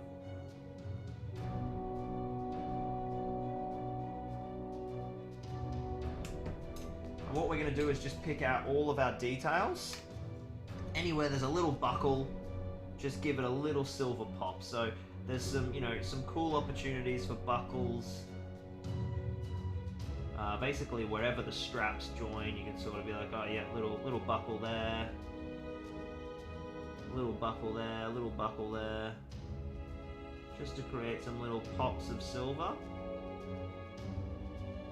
A lot of these are probably leather ties, not so much buckles, but just where you can. And then, of course, we got some detail on the dagger that Celeborn gives him. Now I can't remember. Is this dagger, if someone wants to jump in Google and look up for me, is the dagger pommel gold or silver? Is it gold detailing on the scabbard and stuff, or silver? Because a little pop of gold would go alright here, but I must say I've done it in silver and it looks really nice as well, so I'm kind of happy either way. Would keep it nice and sort of in tone with the cool tone of the model.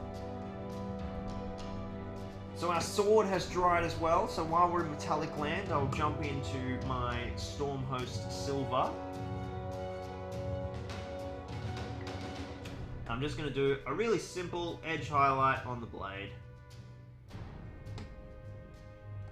Really simple stuff.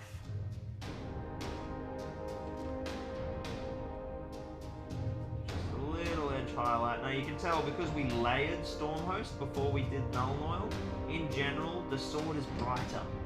The sword is absolutely brighter than the rest of the chainmail, and also because of the high contrast of the chainmail, because of just like the way it's sculpted, yeah, like all the holes, it means lots of null recess. You get a lot more bang for your buck.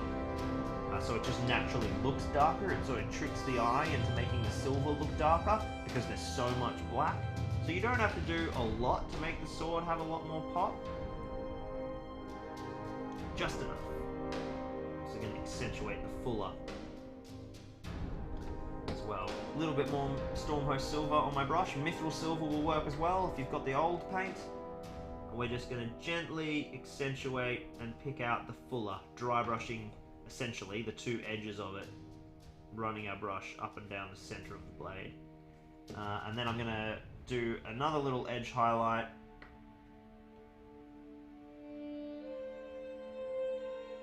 on the hilt. There we go, that is coming together. That bright looks absolutely fantastic. Jeez, Aragorn's nearly there, my friends.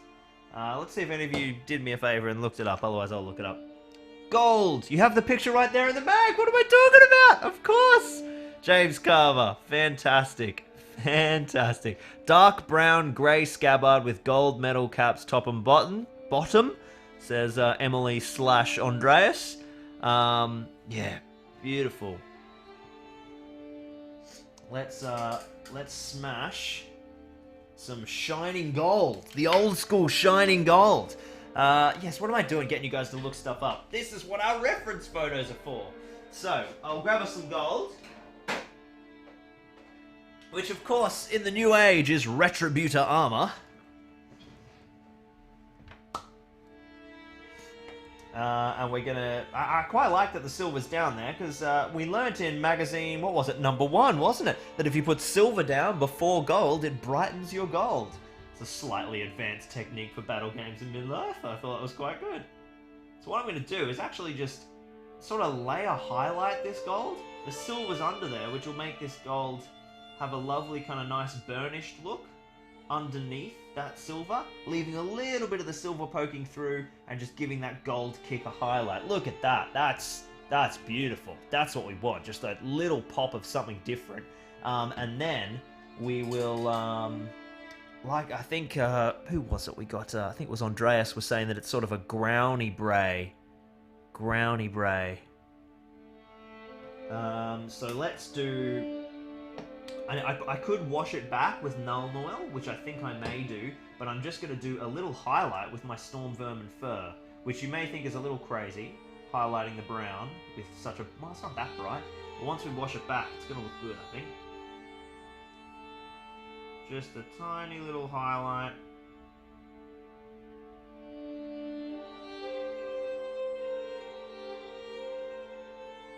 Look at all these horrible mistakes I'm making today. Just along the edges. And a little bit on the pommel as well.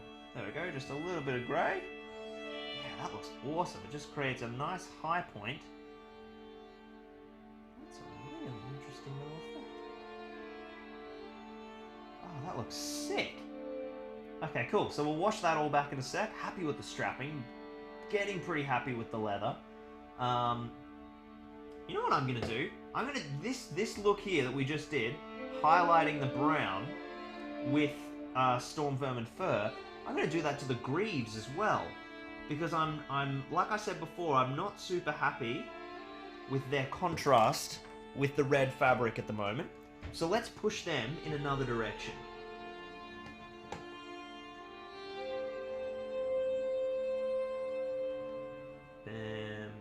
There, particularly focusing on the edges. We'll start with the edges and we'll say, okay, what does that look like?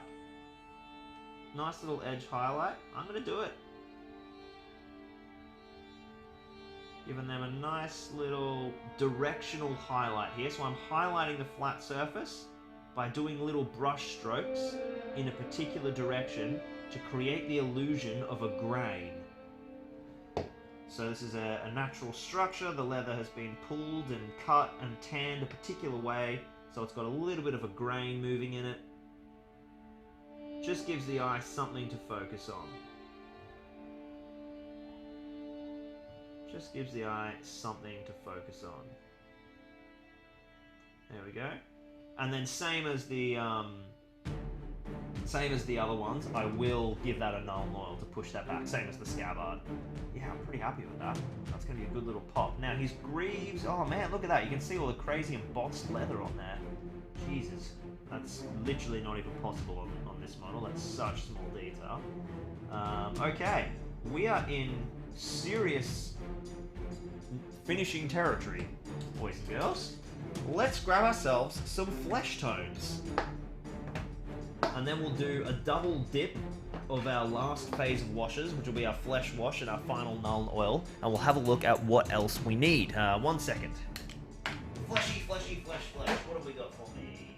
We need Kislev, and we need Bone White to mix up our elf flesh.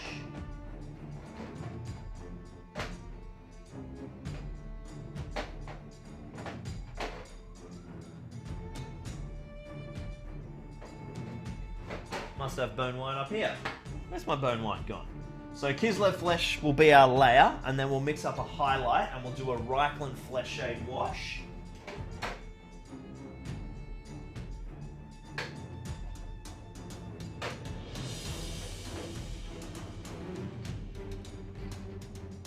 I'm losing my mind. Oh, yep, there we go. I've got a whole heap of paints on the other side of my desk that I already pulled out because I'm trying to be organised. Bone White and Reikland flesh shade. Okay. Let's da-ba-da-ba. Thanks for watching, dude. We'll see you next time. Let's to Andreas/Emily. Alright, let's jump into our elf flesh. So we want to layer this nice and evenly all over Aragorn's skin tone. because we've got the grey prime down, we don't have to put a base down. That can be our prime, which is my nice little cheat, basically, to make flesh fast. But we want it to be nice and thin, as always. You want to preserve the detail on these skin layers. And because we're putting this down last, we want to make sure that we get no little mistakes.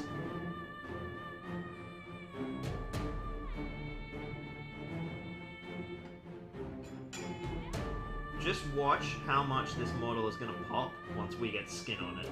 All of a sudden, it's just going to come to life because the skin tone is the major contrasting element in this particular scheme, really. It's the pop. All of these other models are basically a frame of darkness that makes the skin pop. So you're looking at Aragorn, you're looking at the expression on his face. So it is important that we do a pretty solid job of it. But the great thing is, these old metal sculpts, man, they're just absolutely stunning. Absolutely stunning. You can put down a bloody highlight and a wash, and then a tiny little bit of extra work, and it's just like, oh, hello. This is an incredibly characterful sculpt with loads of detail and emotion. And make sure there's like a V in his leather jerkin, where his neck and sort of chest can be seen a little bit. Make sure you get that. Make sure you get up underneath the hair on both sides. Now let's do an ear check. Don't think we can actually see any ears with this sculpt. I think we're all right. I'm just going to grab a little bit of charred brown and clean up some of his beard, which I just went over by accident.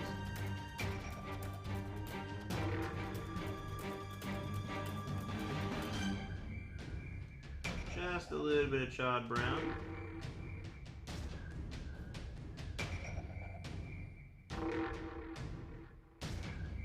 I want that to be reasonably solid. Oh, jeez, he's looking juicy now, guys. Oh, I love this model. I love this model. Beautiful, beautiful, beautiful. Alright, we're going to let that dry. I'm going to put down another wash of Nuln Oil.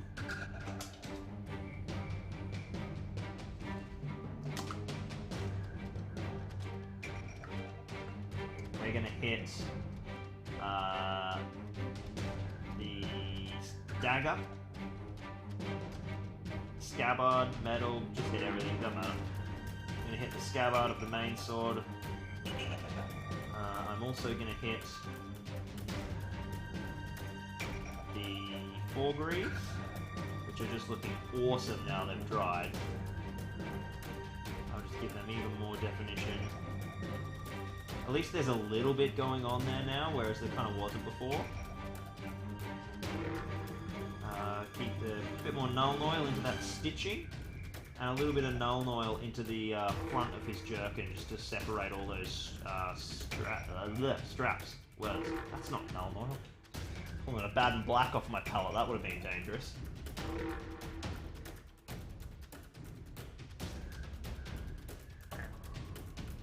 Just a little bit of shadow work. Just doing my little, I call this the shadow pass, which is where I go over the model. I just go, oh, okay, there's a bit of the model that's too dark. Maybe I've missed a section, a tiny bit of prime's showing through, and I just pump in a bunch of Nuln Oil. I just go away, problem. I don't have time to deal with you.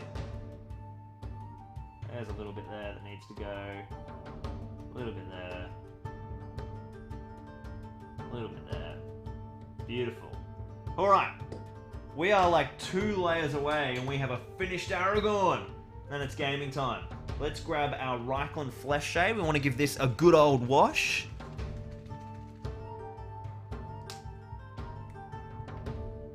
Oh, that's an awesome little note. Kenny Gage has just said something. For all us Aussies, oh, probably Kiwis too, Kmart Australia currently has a nice illustrated edition of The Hobbit. on sale for like 15 bucks. Geez, that'd be pretty cool. Might have to go pick that up. I haven't got an illustrated Hobbit. So now I'm going to use Reikland Flesh Shade just all over the flesh. We want to make sure that we get into the recesses. We want to shade all of the skin and show all the definition. In the hands, there's all that lovely sort of musculature, down the gap of the neck, and then of course Aragorn's face. And a little bit of recesses moving right up to the hair. We just don't want any excess pooling in the eyes. Just does a lovely job of toning it and bringing a bit of warmth into that skin tone.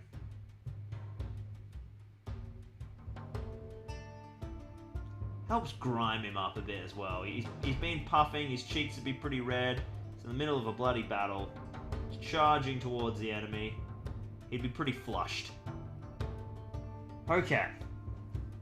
When that dries, we will do the final highlight on the skin. Let's have a little look and think about anything else we want to do to this model before we call him done. Now you'll notice there's a little bit of gloss happening on his boots. I will matte varnish him before you guys see him next week, and then you will see that the gloss will just disappear. I just like to do that outside, so I'm really happy with how those Greaves have turned out. That's sort of a late win that was unexpected. Really happy with the dagger. I think that grey highlight on the brown is something that looks absolutely awesome. I'm loving the leather. It's really subtle, but it's just really nice. Now we've got all the black straps and details. I just feel like if we highlighted it any more, the model would get too bright. Yeah, I'm so happy with that. Once he's on a base and he's got flesh highlights, that is absolutely awesome. Right, so let's move our stuff to the side for the time being.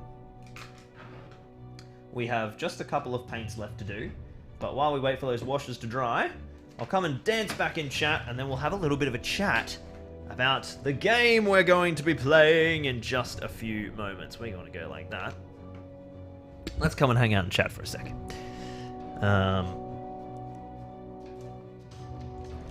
Put on my earphones so I can hear myself. Oh, there we go. Alright, God, you guys have been chatting while I'm gone. Goodness me. Ah, Sons of Gondor painted up 2 of these Aragorns recently and put one on a horse. I'd love to see that, dude. Can you post up that horse pose on the Facebook, the Zorpazorp Facebook page? It should be linked in the description. It'll be like, facebook.com/groups/Zorpazorp. Yeah, it's absolutely awesome. No free cookies were given away, unfortunately. The cookies will be coming in a future video. Probably some leftover Aowen stew, says Chaos. Marksman says, I hate always being scheduled to work the Sundays he live streams. I'm sorry, man, but I'm so glad he does these. The hobby is so much better for him with this channel. That's really cool, dude. Thank you so much. Yeah, I try to drum up experience in our beloved system. We want to make it as just like this community is just absolutely firing at the moment. So we just got to try and keep riding that hype and reaching new people. And all the time we see comments and posts on forums or on my videos being like, I didn't know people still played this. I played this 20 years ago. Or new young kids and young teenagers being like, I love Lord of the Rings. I didn't know Lord of the Rings Warhammer existed. So it's all about trying to reach those people as well as just do awesome stuff for everyone who already loves the hobby. So it's really cool. Thanks, Aaron. He says, the fact that this is technically done for free is amazing, and Lockie's pure enthusiasm meant I've gone all in on the hobby. I'm nothing if not enthusiastic. Yeah, that's wicked, dude. Alright, you guys are all chatting. Yeah, they're doing some good stuff. The Warhammer community articles, it's getting exciting. Yeah, it's nice to see Games Workshop supporting the system so well. Vengeful Elf asks an interesting question. Just getting into Middle Earth. See, just like one of these people I'm talking about. Are people picky about colour schemes being accurate? Absolutely not, my man. It's just like, you can do whatever you want. Everyone's keen to see different different paint schemes. It's a really accepting community. No one is worried at all. Some people like doing more movie-accurate stuff. Some people like doing really crazy stuff. Jacob, well, you'll see him very soon on the channel, but he, of course, was the runner-up last year at Arda Unleashed. He has an Urukai army that is bright green because their corroding copper armor, is what he says. It's brilliant. Absolutely brilliant. He likes doing stuff that's different. Dude21on2 asks, do I play any other board games off camera? I don't play many board games these days because I'm pretty busy doing this channel, basically. In terms of war games, I play 40k, Star Wars Legion, and Middle Earth Strategy Battle Game. In terms of board games, the stuff I play most is Twilight Imperium. Jackson loves Twilight Imperium, so we'll be playing that again soon, pretty infrequently though. I love the Dark Souls board game when I got time to play that, and also the Pathfinder card game role-playing system is really fun as well. But mostly it's Middle Earth. Yeah, I think you can find these Aragorn sculpts pretty easily on eBay. I would say they're pretty common. I think I've got like 5 somewhere. What was the wash on that flesh? Mess Motions asks. It was Reichland Flesh Shade. Absolutely awesome wash for doing skin tone.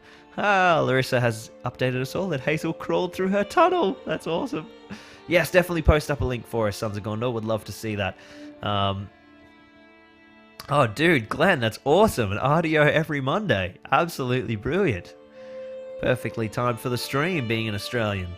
I've never played D&D. The closest I've played is Pathfinder and only the card system, not actual proper role-playing. So, let's get ready for our bat rep today. It is a pretty awesome little game. It is, if I just flick to the right section, it's called Defend the Ruins. Essentially, we've got 5 or 6 ruins on the table, and one of those ruins might have a secret tunnel entrance to Helm's Deep. There is a horde of Lurts, and we've got the full gamut of Uruks returning today. All 10 are coming back, including the incredible Goldie.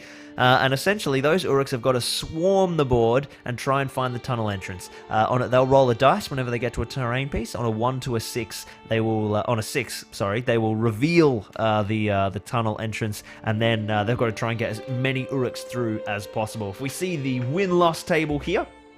Excuse me, Aragon, I'll just slide you over there. If the good side wins, if only 1 Urukai enters the tunnels, it's a draw if 2 to 3 enter, and if 4 to 5 win, the evil side wins. Now, we're going to just change that slightly by moving all of those numbers up by 1, because I have increased the scenario participants.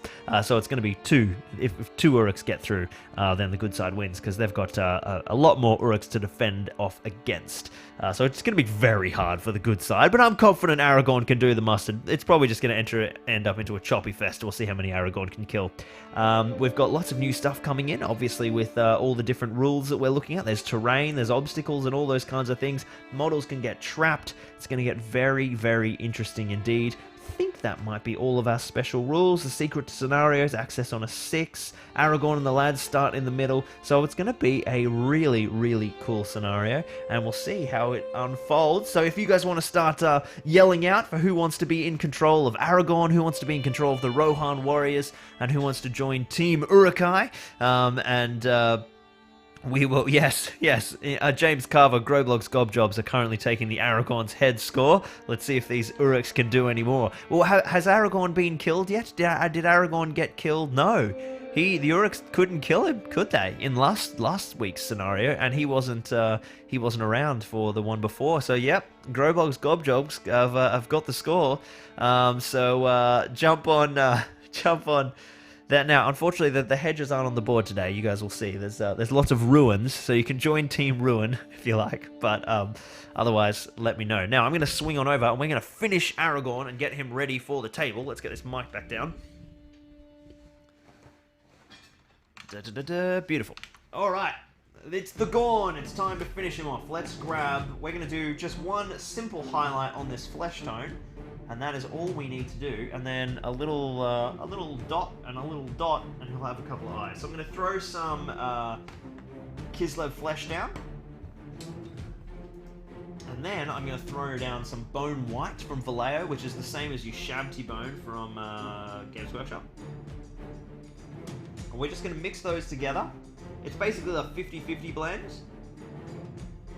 Yeah, that's what you want. You're essentially trying to get the old elf flesh. Now, this paint may exist or whatever, but I just mix it. And now what we want to do... Oh, I'll just switch to live so I can make sure you guys can see what I'm doing. Is just come in and just accent all of the raised areas. We'll hit the ridge of the nose. As if my brush is behaving. Nope, it's not behaving. It is time for a new detail brush. We want to hit the cheekbones.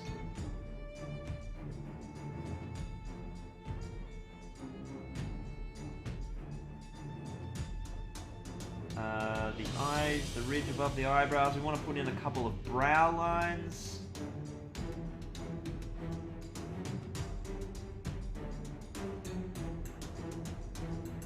Really thin little brow lines. Down the back here, there's another little spot for some highlights. Leaving the base tone in the recesses, but just picking out the very highlights. I'm going to hit that other little brow just there, and then the jawline back here. There we go. That's it. Simple little highlight, nothing crazy complicated. We could go crazy, but it's pretty easy to get. I mean, it's just such a great face. What I will do though is, because once again I've accidentally hit the beard, I'm just going to quickly clean that up.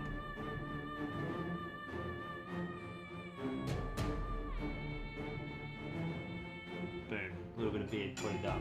All right. That's our skin tone done, and now we just need our Abaddon black and white scar.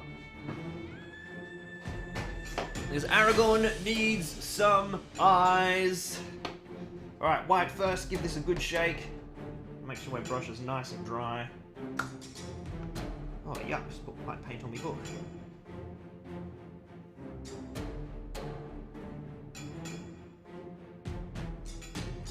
Loading up, I'm going to take most of the white paint off until I've got some control. Oh, we just want to put a tiny, tiny, tiny white dot. Can you guys see that? Yeah. Zoom in a little bit for you. This is finicky work, this stuff. Alright, the tiniest of white dots.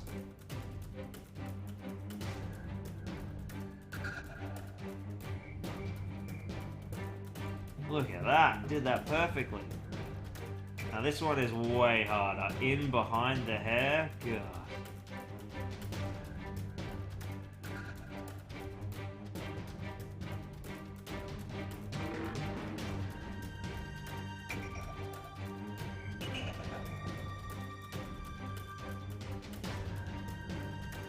Alright, we got it to an extent. I might try and make that just a tiny bit bigger, this white of this eye.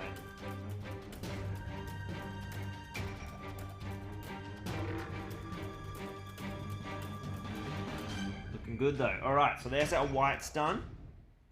And now we need to come in with our Abaddon black and do our pupils by the exact same method, keeping it nice and pointed on the brush. And we want this to be pretty controlled, so we're going to dot most of the paint off the brush.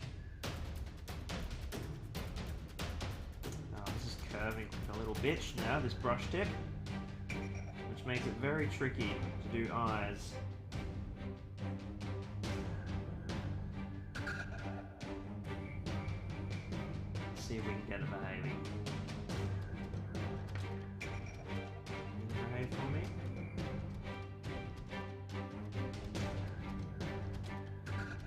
New brushes, I think.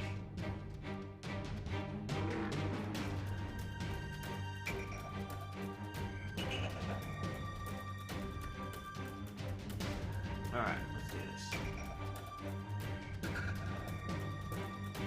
We just need the tiniest little dot.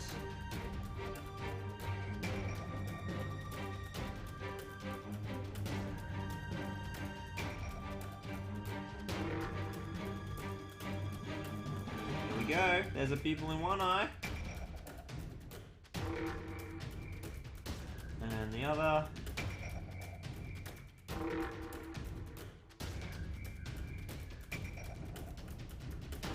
Alright. Not the most even pupils in the world, but pretty bloody good. Pretty bloody good. Let's have a look.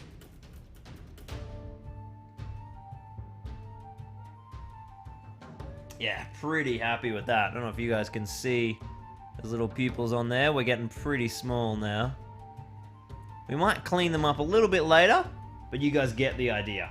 Perfectly ready for the tabletop. Oh, yes! How did you guys all go with your painting alongside with me? Did you make some progress? Did you get some stuff done? Let us know. Have a little bit of a chat while I'm gone, and I will quickly switch over the camera and we'll set up for our battle report, and we will see if Aragorn can stop the Uruks from reaching Helm's Deep.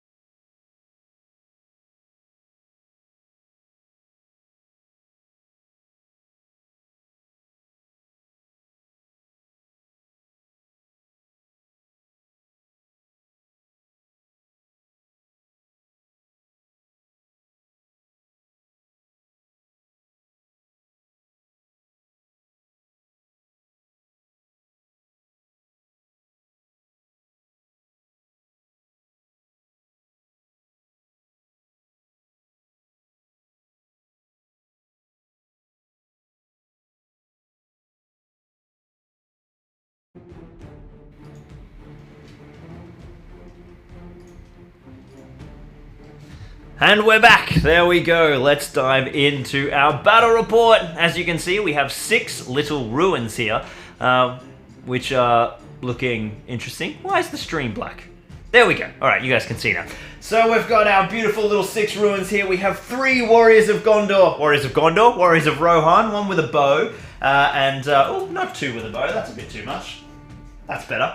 1 with a bow, 1 with a spear, and 1 with a sword, and the mighty Aragorn, and they have to defend these ruins. We have 7 Urukai warriors, including the incredible Goldie, and then Lurtz himself. Now let's see who's decided to join Team which. The Urukai have to basically get past Aragorn and find out where the tunnels are. Let's see who we have. Who has joined us. Now I've put the volume up a bit, so hopefully you guys can hear me, because it should be a little bit easier to hear. Aaron, of course, is playing Aragorn, as always. We've got, I saw some other people contributing. Who wants to be in a team? Oh, we did play D&D once. You're right, Larissa. Very true. Alright, well, let's get the game underway, and you guys can start screaming at me once we start getting everything in. But let's start. So, we're going to be using some Rohan dice today, because of course, it's Rohan and the new Isengard dice. Let's see who has priority for the first turn. Ooh, it's a 5. It goes to the Uruks. Now, of course, they're going to split up. So straight away, we're going to send one of these warriors over here to see if this one has the secret tunnel. We'll send a warrior over there, and then I think we've just got to rush these guys. We just got to rush Aragorn, get these pikes in there. We'll send Goldie, of course. He's going to rally the troops. That's Goldie here in the center. So we've got Lurtz, who's going to just be the classic Lurtz profile. Tom Armitage is now in charge of Lurtzies. So we're sprinting up, and the forces of good. Well, we've only got 1 bowman, so I think we probably need to move Aragorn up so he can get involved, but we don't want him swamped. So we'll throw up. There we go. Oh, well, Aragorn's our killing power, right? So Aragorn's got to do all the. We've got Danny Wood has joined Team Good. Aragorn's got to do the killing, I think. So we'll stay still with our bowman at the back. We'll get our 2 dudes up, basically to just prevent Aragorn from being trapped. In fact, we might even do a little bit of a slightly better deployment, because trapped is a real thing now. And then Aragorn's going to have to try and wear away these Uruks. And as soon as 5 Uruks are dead, it is impossible for evil victory. So, let's jump into shooting. We're going to shoot this bowman here. I think we'll shoot at this Uruk and see if we can stop him from searching. So he needs a 4 to hit because he hasn't moved, and he gets a 3. And then the throwing spear, who has charged, and there's no shooting penalties in this, so he's still hitting on a 4, and he misses as well. So the shooting is doing nothing. Lurtz has moved full, so no shooting from him. Priority for turn number 2. You could certainly join Team Good. You're in Dude 2112. Jump on and take charge of the Rohan. So, it's a 6. Alright, Team Good players. Tommy Armitage, you're in charge of Lurtz, so get ready to respond. But Team Good, are we launching forward to try and pin these Uruks down? Oh, hang on a minute. We've missed a huge thing. At the end of every turn, any Urukai can try and search the 2 ruins. So these guys are in base contact, and they've done nothing else this turn. So on the roll of a 6, they will successfully reveal the tunnel entrance. So we'll roll the 2 dice at once. If either of these come up as a 6, it'll land on whichever ruin we've got. So splitting them up. No, a 2 and a 5, so there is no tunnel entrances here. So the players must keep on searching. So now that the players know that, yes, you can definitely join Team Good, no problem. KS has joined Team Goldie, Dude 112 on Rohan, and KS has joined Team Tunnel, of course. So I think Aragorn's just got to get in there and do some kills. He's going to take on 2. And then this brave warrior is going to pin Lurtz in place, so no running around for you, Goldie. And this throwing spear, he is going to charge the spearman at the back, throwing on the way in, 4s to hit. Oh, he misses, another 3. Jeez, the shooting is not going particularly well just yet. So in they go, and we'll keep this bowman to keep shooting for the time being, I think, because he's definitely going to have a target. Alright, Uruks. We've got options here. Do we go for the charge? Do we support our fights? Or do we go and trap Aragorn on the off chance we get the win? And then we're going to send this Urukai straight up the center. He's going to take an arrow shot, but that's his job. We're sneaking these Urukai past the main battle lines to try and tap these objectives. And remember, if we search all of the buildings and none of them have rolled a 6, the final building automatically becomes the tunnel. So what we could do is sort of, you know, search the ones at the back to set this one up to be the tunnel or whatever the evil players want. So, shooting once again. Rohan, the shooting's got to do something. 4s to hit. Another miss. They're struggling, and if they lose priority, that archer is getting charged next turn. Alright, priority. Aragorn, he's got the 3 dice. The Uruks have got the 2. Let's see who comes up. Aragorn has the fight value. Oh, a big 6. It goes to the Urukai. Maybe they should have gone for the trap. The Urukai actually also have their other dice from their support. But that doesn't matter because they've won the fight, so that's 3 against Aragorn.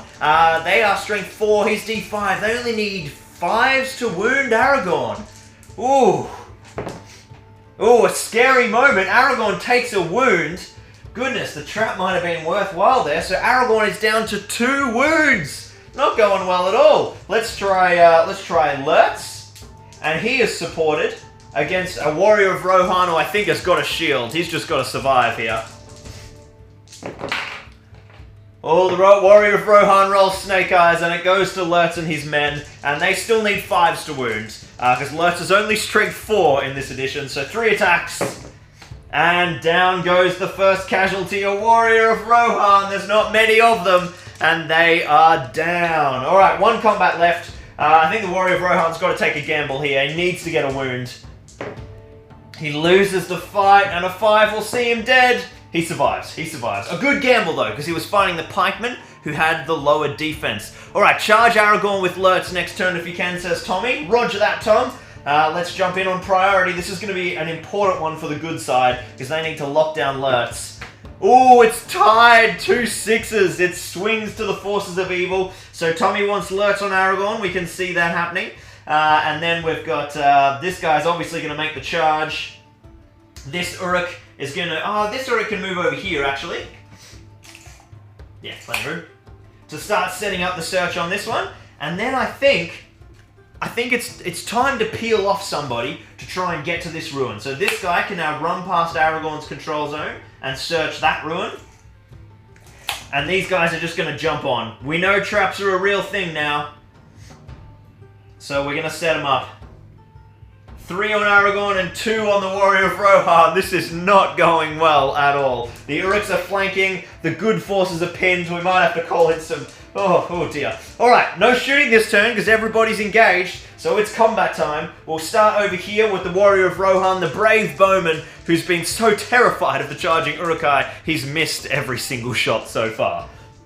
Well, that was a violent throw. It's a 1 for the warrior of Rohan and a 1 for the Urukai, but he wins it on fight value anyway. Pushes him back, and a 4 will kill this warrior because he has no shield. And it's a big 6. Another warrior of Rohan falls. This is a capitulation. A capitulation! Alright. We'll go to the next warrior of Rohan. He's going to shield. He's got a shield. He's fighting 2 pikemen. Now to the... Yeah, there's no rules anyway. Oh! 6s all round. And it still goes to the Urukai because they have the higher fight value. 2 strikes, needing a 5. He survives. He survives. There is still 1 warrior of Rohan left. Oh, good luck. Good luck. Good. This is seriously struggling. All right, Aragorn. This is the big one. If Aragorn chokes here, it could be a very quick battle report indeed. We need a big 6. We need a big 6 from Aragorn. He doesn't get a 6, he gets a 4, but it's enough. It's enough. A 4 on the Uruks and a 4 on Aragorn takes the fight value. Yeah, that fight value, man, it's so important. It ties and it goes to Aragorn. So he doesn't get trapped. He pushes them back. Now he's strength 4, so he's wounding everyone on 5s. I think we've got to go for numbers here, because it's all about numbers. So we're just going to assign wounds to the Urukai. Looking for 5s. Any 5s will kill an Urukai here. He gets 2 5s! Look at that! 2 Uruk warriors mercilessly cut down. Luckily, it's not Goldie. Goldie has still survived. Okay, well that evens the odds a little bit. It's the end of the turn. The Urukai get to search. If they roll a 6, we discover the tunnel entrance. It's a 6! Alright, the center of the tunnel. All bets are off. Aragorn now has to stop 5 Urukai from escaping. 1, 2, 3, 4, 5, 6. There's only 6 left. This has swung hugely. Alright, doesn't matter that Rohan's basically over. Aragorn can do this. He's still on 2 wounds though. Okay, priority. Oh, it's another double 6s for priority. And this time it swings to the forces of good. Alright, well, what are we going to do here? We need to stop these warriors getting in the hole. A good victory is only 2 of them getting down there. So I think Aragorn's got to make the charge. Dude, 2112, what do you want to do with your Rohan warrior? And what we're going to do with Aragorn is we're going to charge him up here so that Lurtz won't be able to reach him. And he's going to be fighting 1 Urukai on his own. That should be a guaranteed kill if all bets sort of favour him.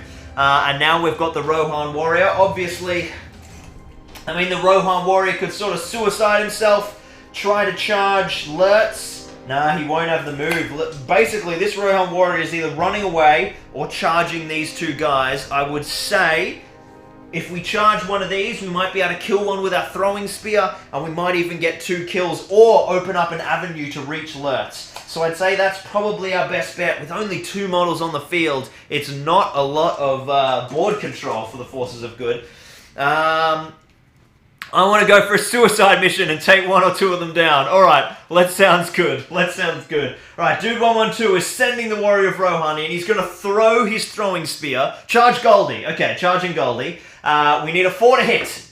We miss again. That's 5 shooting attacks this turn, or this game, and 5 misses. Alright, so he goes in, and he will be able to charge both of them. So, suicide attack as per Dude 2112's instructions. And he has gone straight in on 2.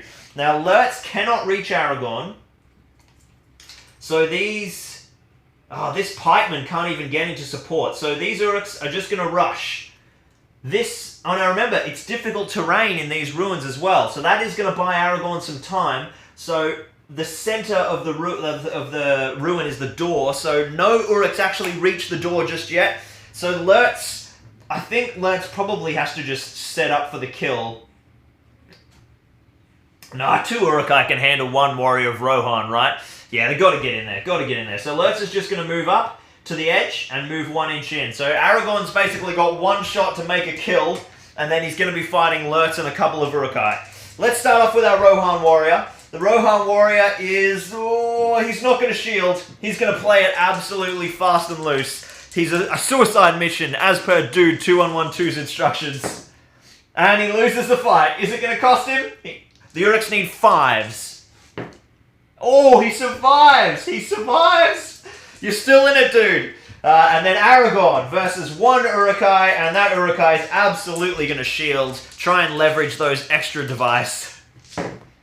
Oh, the shielding does the business. He gets the 6, and Aragorn is pushed back. That is a huge play. Aragorn is now going to find himself fighting 3 warriors and Lurtz. That's going to be a very tough one indeed. Alright, priority. And it's a 6. It goes to the forces of good. Alright, this is Aragorn's last play. As per Dude 2112's instructions, the Rohan warrior, will he hit with his throwing spear this time? He hits! He needs a 5 to wound. He fails. Okay, well he's going to charge them both. And the fight between those 3 will continue. Aragorn is going to move 2 inches to get out of difficult terrain, and then 1 inch to charge this Uruk at the back. Now that's going to keep Lurtz from getting to him. Tom, do you want to keep... Could Lurtz maybe line up a shot on Aragorn while staying near the ruin? Brilliant. I love it. Okay, so we'll send in all the other Urukai, because this one will be able to reach him. We'll put this Urukai to go down the hole, because we need to start scoring some points.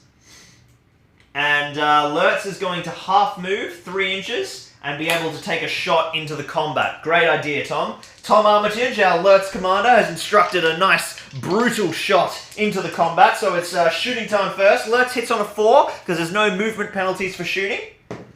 And he hits! Does he hit the good guys or the bad guys? Uh-oh. He hits the Urukai. Urukai bow back in this edition would be strength 2. And he's shooting at defense 5, so that's 6s to wound. Oh, very close indeed. Alright, so Lurtz's shot has no effect. We'll jump into combats.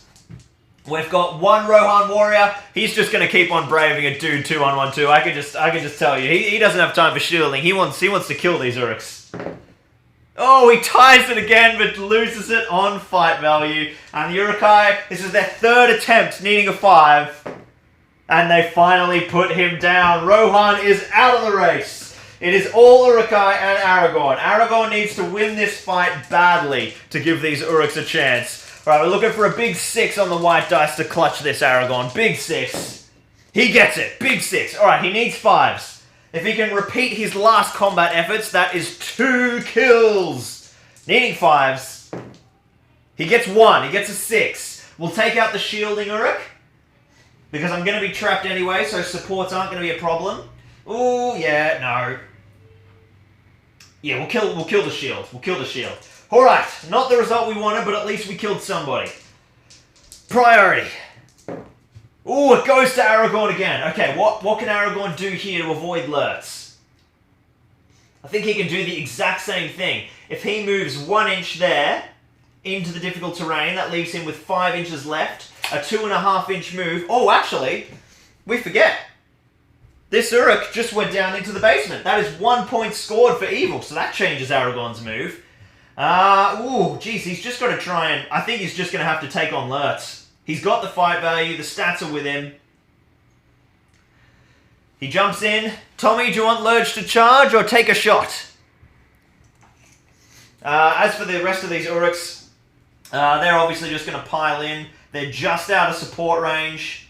So we'll send one of them over to score, and one of them will line up for next turn. Tommy Armitage, what is happening with Lurtz? Are we going to... Basically, you can hang about and take another shot or charge into combat. I mean, you're risking opening up, losing Lurtz, taking a shot. Yeah, I think that's the right move, funnily enough. So another 3-inch move to open up Lurtz's shooting angle, so there's no in the ways. And it's to the shooting phase. Forced to hit.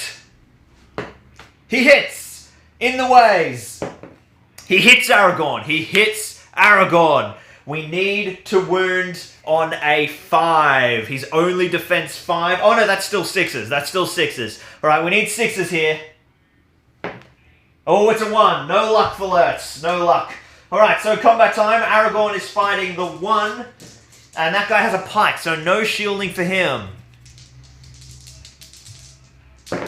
And the Uruks roll the big 6. And Aragorn's rolled a 4.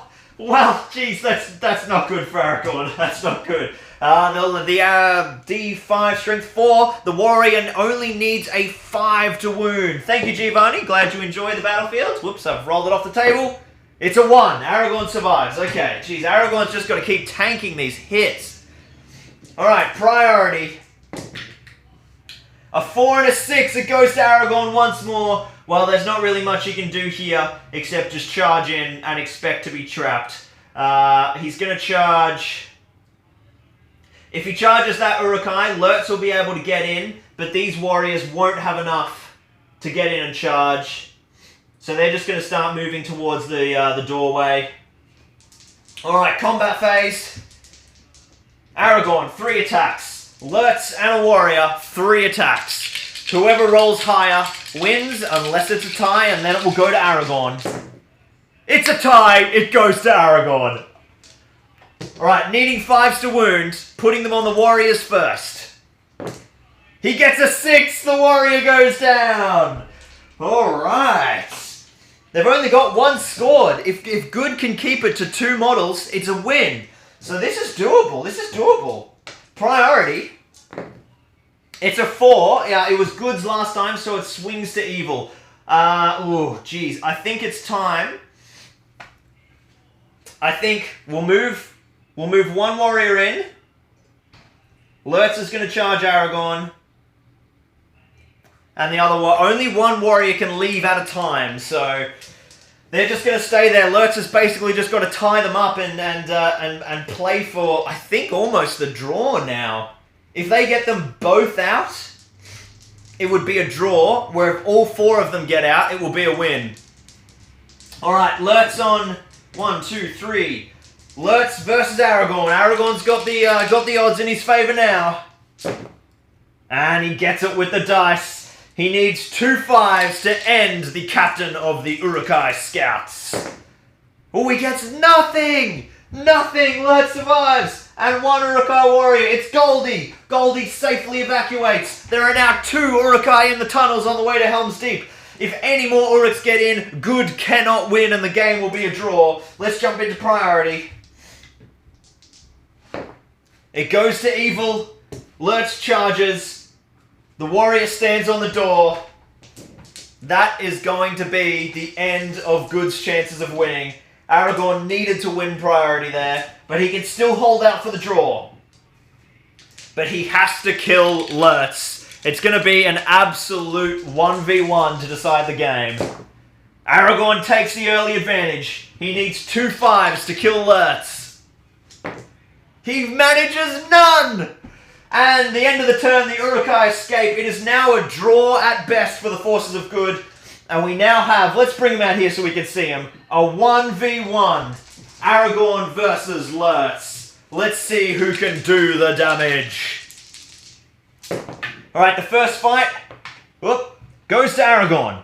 Once again, Aragorn's really got the odds here. Every fight he wins, he needs to put him down. Because they're on 2 wounds each. He's got the dice and the fight value though. So, 2 5s and Lurtz dies and the game is a draw. 2 5s, a 5 and a 6. Down goes the captain of the Urukai. Sorry, Tommy Armitage, your commanding wizardry failed and Aragorn has put him to the sword. So there we go. A quick little game today. Aragorn managed to do the business, which is interesting because he doesn't usually do the business. Absolutely terrible. But, the Uruks they just couldn't touch him. They got a wound on him, but he's 3 attacks, and then they're struggling to wound him when they did win the fights. It was a tough draw for the Urukai. Perhaps they needed a few more numbers, but I mean, the Rohan did go down really early. Imagine if the Rohan had won away. So, yes, I mean, at least, it's probably an Uruk victory, really, because let's face it, the indomitable Goldie, captain of the pikemen, managed to make his brave escape like the true leader of Uruks that he is. So well done there. Alright, I'm going to swing the camera around and we're going to have a little chat about next week and then reveal our Patreon giveaway. Yes, dude, 2112, you certainly did die a hero.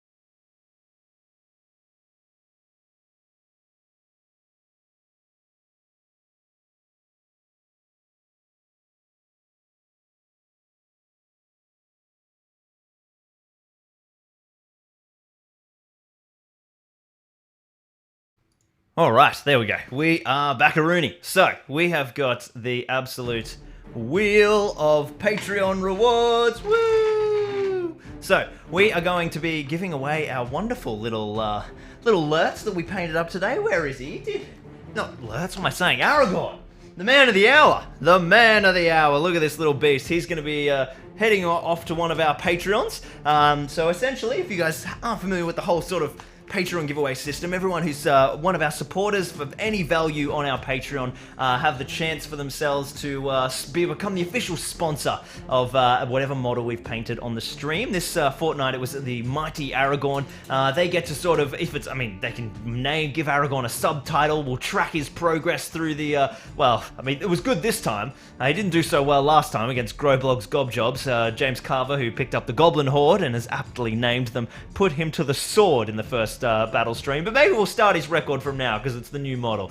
So we'll keep track of his kills, we'll tally up his experience. If you get yourself a big pack of warriors, you can name them all, really get involved in their journey through the battle reports and the campaigns, and then you can basically, you get them for free, and I will post them out to you wherever you live in the world once their sort of run in the magazines has finished, which it depends on which models, but usually they get a pretty cool run and you'll get to see them do some pretty cool stuff. So, we have the magical wheel. Now, at least Goldie got away. Yes, that's true. We see Dude 2112 died an absolute hero. I think that warrior with the throwing spear really did cut the mustard. Dreadnought calls foul because there's no hedges. We can't have the hedges come in every single battle report or the game will just descend into madness. We have to have at least one battle report occasionally that's slightly seriously taken. And no heals either. Even worse, I'm flat out cheating now. So let's give the big old wheel a spin and see who is taking home our Aragorn today. If it lands in the Orage, it will jackpot for next week, any other of these rows, and then we'll roll a dice, D6 or D8, to see who is our lucky winner. Let's see who we've got. Listen to that sound. It is Bay number 8. Our options are James Goodman, Zach Madison, Douglas Moore, Maxi Clare, Stephen Bleemer, and Taryn. Now we're going to roll a big juicy, how many of there are you? That's 6 names, so a nice even D6 to see which of you is our lucky winner. I know a couple of you quite well, actually. Maxi was watching early this morning, wasn't he, from France? So good luck to everybody. Let's do the final dice roll. Let's see, where's camera? Where can you see? Not there. There. Okay.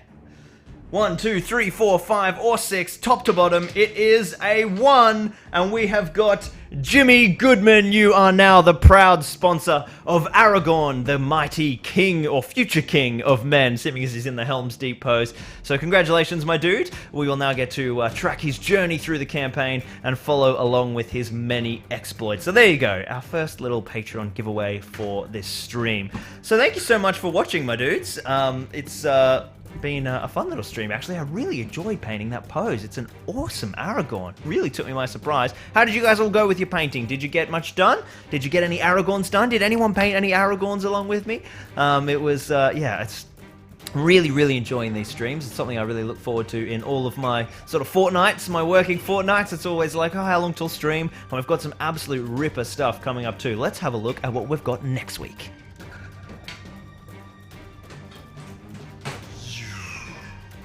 Battle Games in Middle-earth, issue number 7. I think, if I'm feeling it correctly, I feel like we're jumping into Legolas land. No!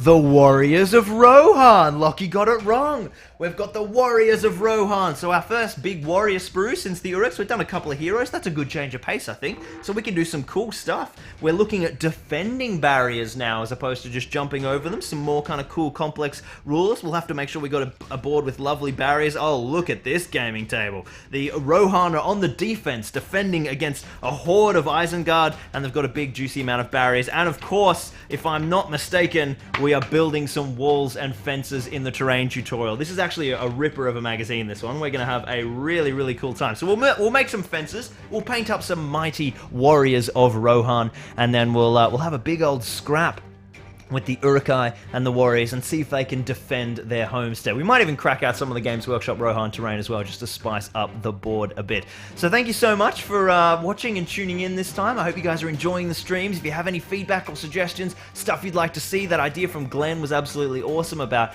when we do duplicates, we can randomize some stuff, do some player's choice for you guys and see what you'd like me to paint. Otherwise, we'll keep on powering through these magazines and doing absolute work. The next stream will, of course, be next fortnight, Monday, as per the normal times, 8 AM here in Australia, and obviously all the other time zones around the world, and I'll post up those links as always so that you guys know the night before or early morning if you're UK or US. Make sure you guys post up the photos of whatever you have painted during the stream or whatever you've done. When I post up a photo of the finished Aragorn, we'll do like a thread and we can do a bit of a show and tell over on the Zorpazorp community Facebook page. If you'd like to be in the chance to score yourself some Patreon prizes as well as getting access to the Discord and all sorts of other goodies, make sure you head over to our Patreon and check it out. It's an awesome way to support us. This is my full-time job. This is all I do. You know, I hugely rely on Patreon to be able to do everything, pay for all this stuff, cameras, gear, right down to food on the table for my family. So it's amazing, and thank you so much to all of my Patreons who are supporting me so far. It's mind-blowing to me that so many of you would open up your wallets to allow me to do this crazy thing. So thank you so much. I will see you all next time right here on the Battle Games in Middle Earth live stream. All right, we'll see you later, guys. Cheers.